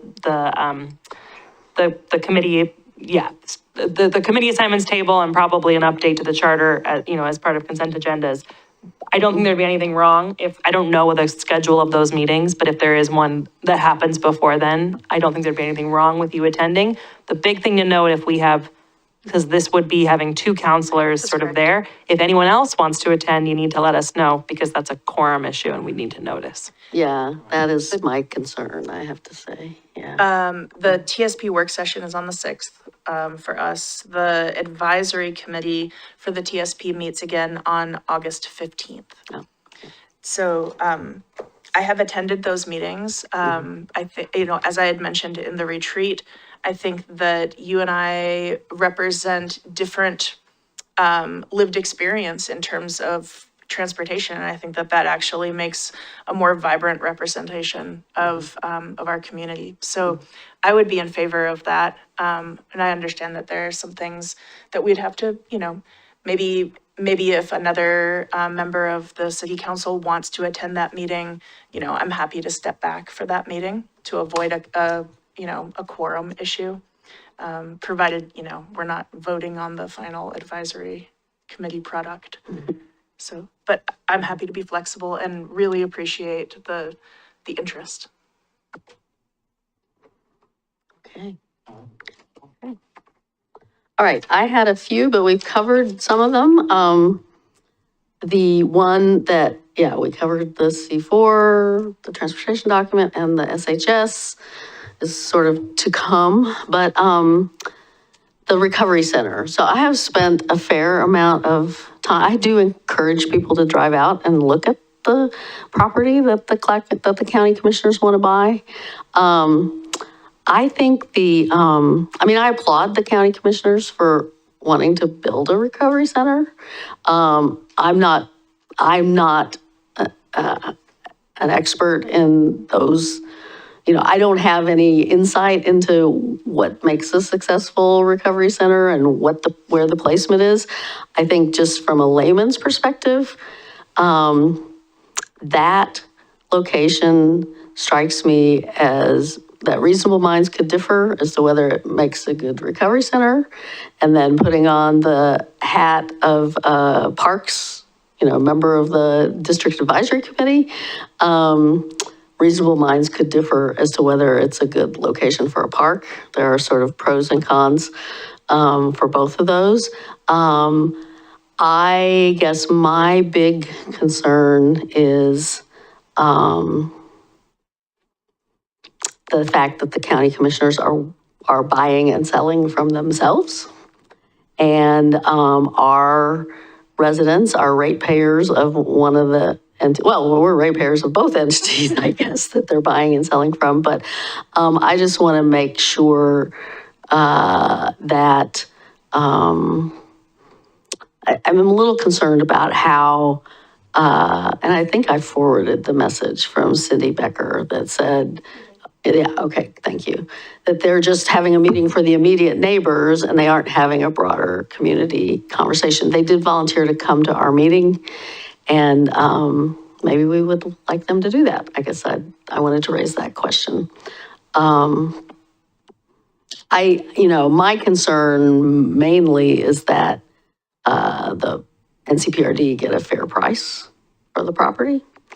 They have, they've been talking about this apparently behind closed doors for like a year, and only made public in June, at the end of June, that this was their intended use for this.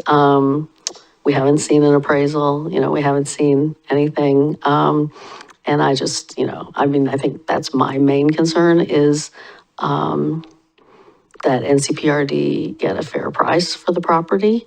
But I do hope that people who know about recovery centers and, are watching what is being planned and are getting an opportunity to comment on that as well. But anyway, that's not me, and I guess that's not really us as a council. So do people want to invite them to send someone to come speak?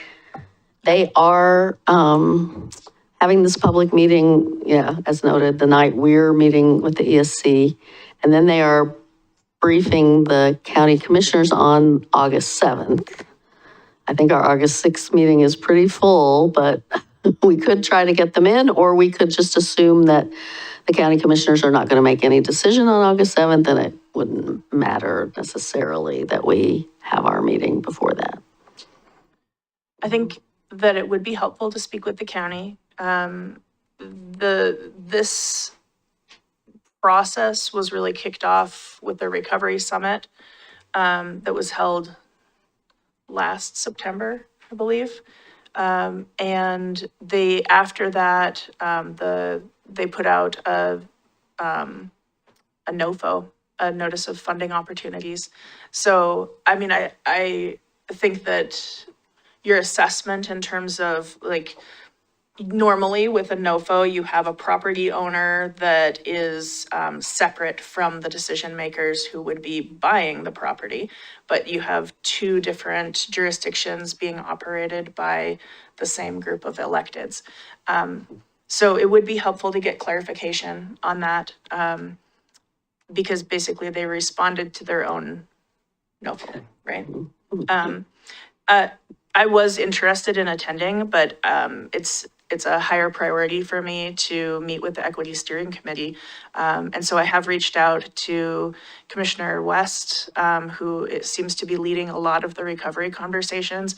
And I have plans to touch base with him, hopefully before this meeting. But if not, then to hear some of the reflections that happen, his reflections after that meeting. The last point is, I think it is really important for us to be aware of this because I see this as part of an evolving system. We have a day center caring place in Oregon City that's coming online in the next year and a half. We have our stabilization center. We have the recovery campus. We should not assume that people who are in need and in acute crisis are not going to be moving between all three of those campuses. And probably at times when they're experiencing high levels of trauma, we want to make sure that what we do at the stabilization center is set up to receive folks that may have just been, told that they can't stay at the day center anymore. And I think that this is an important conversation. So I am really interested in hearing from the county about this. And I think that it's more than just a conversation between us and the county. I think we're going to have to start talking with service providers to see what is being put in place. John Duke is the executive director of the Housing Solutions Coalition of Clackamas County. They're the organization that is behind the site and the campaign to raise money and get the day center up and running. And so this is he's the first executive director. Council President Massey and I met with him when he was just coming on board. He's expressed interest in helping to have some of this larger systemic conversation. So I think maybe we invite him too. And do you think we need to have that happen on August 6th, or you think they're not moving that quickly? I don't think they're moving that quickly. And I also don't think that they would be sharing a whole lot of information before the public meeting. So Well, honestly. Okay. Oh, you're. The public You're meeting is correct. this month. Yeah. The commissioners meeting is August 7th. So I would say actually this would be more like a study session topic for us. We have some dedicated time. We have dedicated folks, who are not just part of a condensed agenda item. And I'd be interested in a second to be able to put that on the agenda.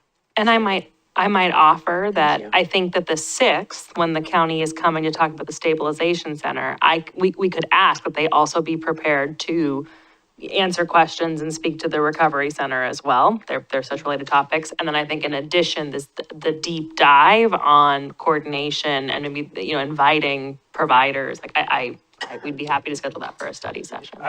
Do we know that if they're coordinating with any current providers on this? Like, have they talked, are they just kind of doing it on their own? Or have they brought in some providers to like guide them in this process? There were a lot of providers participating in the Recovery Summit. Yeah. And so I would be honestly very surprised if they're moving forward with this idea and not including providers. But they did bring in a lot, I was at that summit, and they did bring in a lot of out-of-state providers, but there were at least a handful of local, Central City Concern being one, local providers there. We also don't have a huge network of service providers in Clackamas County, you know? And I think this pertains to us also because of the disposition of our scattered sites. You know, those could be recovery-focused housing. And we're involved in that piece of the conversation. Why not also be connected in that whole continuum? Well, I'm all for having a deep dive into the connectivity question and the programming question, but I guess I worry that getting that on the schedule, because we're probably a few months out on study sessions, is potentially too late in terms of the actual land transaction. So maybe we're going to need to bifurcate the land transaction discussion from the broader discussions.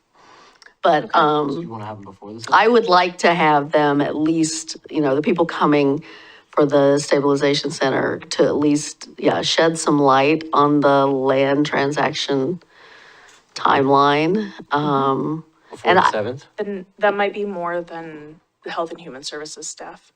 That might be more like Mary Rumbaugh shop.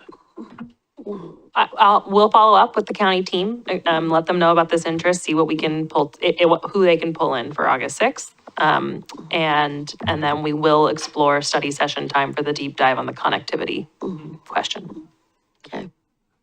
Can I go back to what you were talking about, Mayor? I got to tell you, it wasn't clear to me what your concerns were about that property, because there are two things that buying and selling, the same organization buying and selling, and was there other concern about the nearby residents? Yeah, some of the county commissioners are like, oh, it's in a business industrial, it's in a commercial industrial area. It's perfect, you know, it is, that's why I encourage everybody to go out there and drive around it. It is right off of 82nd Drive, which is a commercial street that leading out to 212 and the industrial out there. But the immediate vicinity around this school, this was a community school, you know, at one point in time, is, you know, 12 blocks, 10 blocks of residential. It's up against, so it's between 82nd Drive and I-205. So it's a kind of long, kind of little oblong, skinny thing. I do feel like if you look at I'm looking at it from the NCPRD side, from the park side, not from the recovery center side. I do feel like it could be a decent park. It's a big piece of property. It could be a decent park, and and it is almost the center of NCPRD. It was originally purchased. It was originally part of that big land swap between NCSD and NCPRD with the idea that it would become a community center, as would Wichita. Wichita, Concord, and this school were all sort of slated to be community centers. That's still on the NCPRD website, or at least it was a few weeks ago.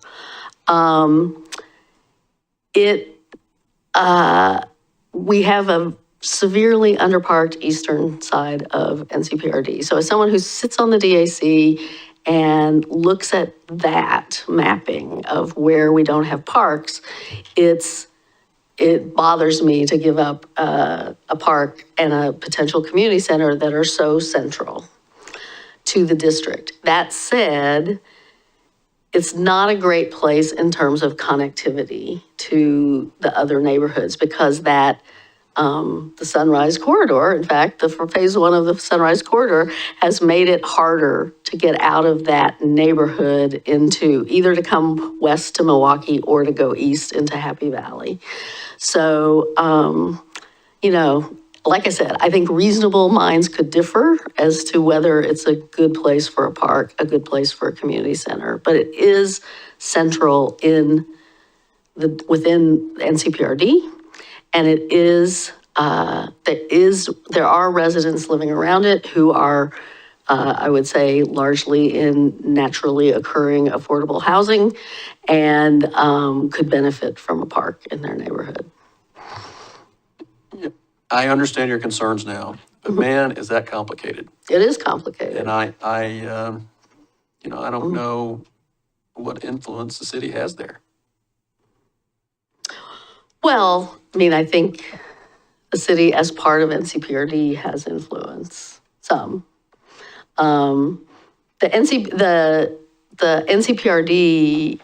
the District Advisory Committee is going to get a special meeting on this ahead of, between the July 30th and the August 7th. They're trying to get a special meeting. So I will get to participate in another discussion of this, but yeah. So I don't want to put words in your mouth. So your concern is that if the center goes there, the opportunity to have a park that goes there is jeopardized. Oh yeah, there won't be a park. And that's one of the only available parcels for a park to serve that population. Is that it? Well, I mean, it's not the only available parcel east of 205. There are a couple of other parcels east of 205. And like I said, I don't think it's the best location, but it is giving up a location that had been identified to be a community center, had been identified to be a park in an underserved area. Just before you jump in, Councilor Anderson, it's 9:56. We're going to have to do a motion to extend the meeting if we go past 10. So that's fine, but we just have to do that. All right, well, I mean, I think we have what we needed, which is ask them to be prepared on the 6th to discuss to some extent, and that we want to have a longer conversation about the connectivity of all these different facilities. Is that right? I'm curious what you were going to. I was just going to say, before you represent the city's position on the DAC, I would disagree. I think we might have a dearth of parks in that area, but we also have a dearth of treatment facilities as a state. And before we assume that our city's position would be that we want more parks in that area, I think I would just want to have a conversation about where a location for a treatment facility could be cited, because I know citing for those areas is really complex. That said, let's not have a motion to extend. I was fine to. But no, you're right. We got 3 minutes. I just want to say, being in mental health, working in mental health, this state is 53. We got a 3,000 bed shortage, and it is not pretty out there. I work at an emergency psychiatric hospital, and I'm just telling you, any opportunity we have at getting those type of places, because if that gets killed, good luck on when the next one's going to be built. That's kind of how it's just such a dire need right now. We're 53rd. There's only 50 states. Like Oregon is just, we're really bad. So I think that might be worth some more conversation. Yeah. Okay. I think we snuck in under the gun. Do we have a motion to adjourn? Council President? Motion to adjourn. Second. It's been moved and seconded to adjourn. All those in favor say aye. Aye. Aye. Opposed? None heard. We're adjourned.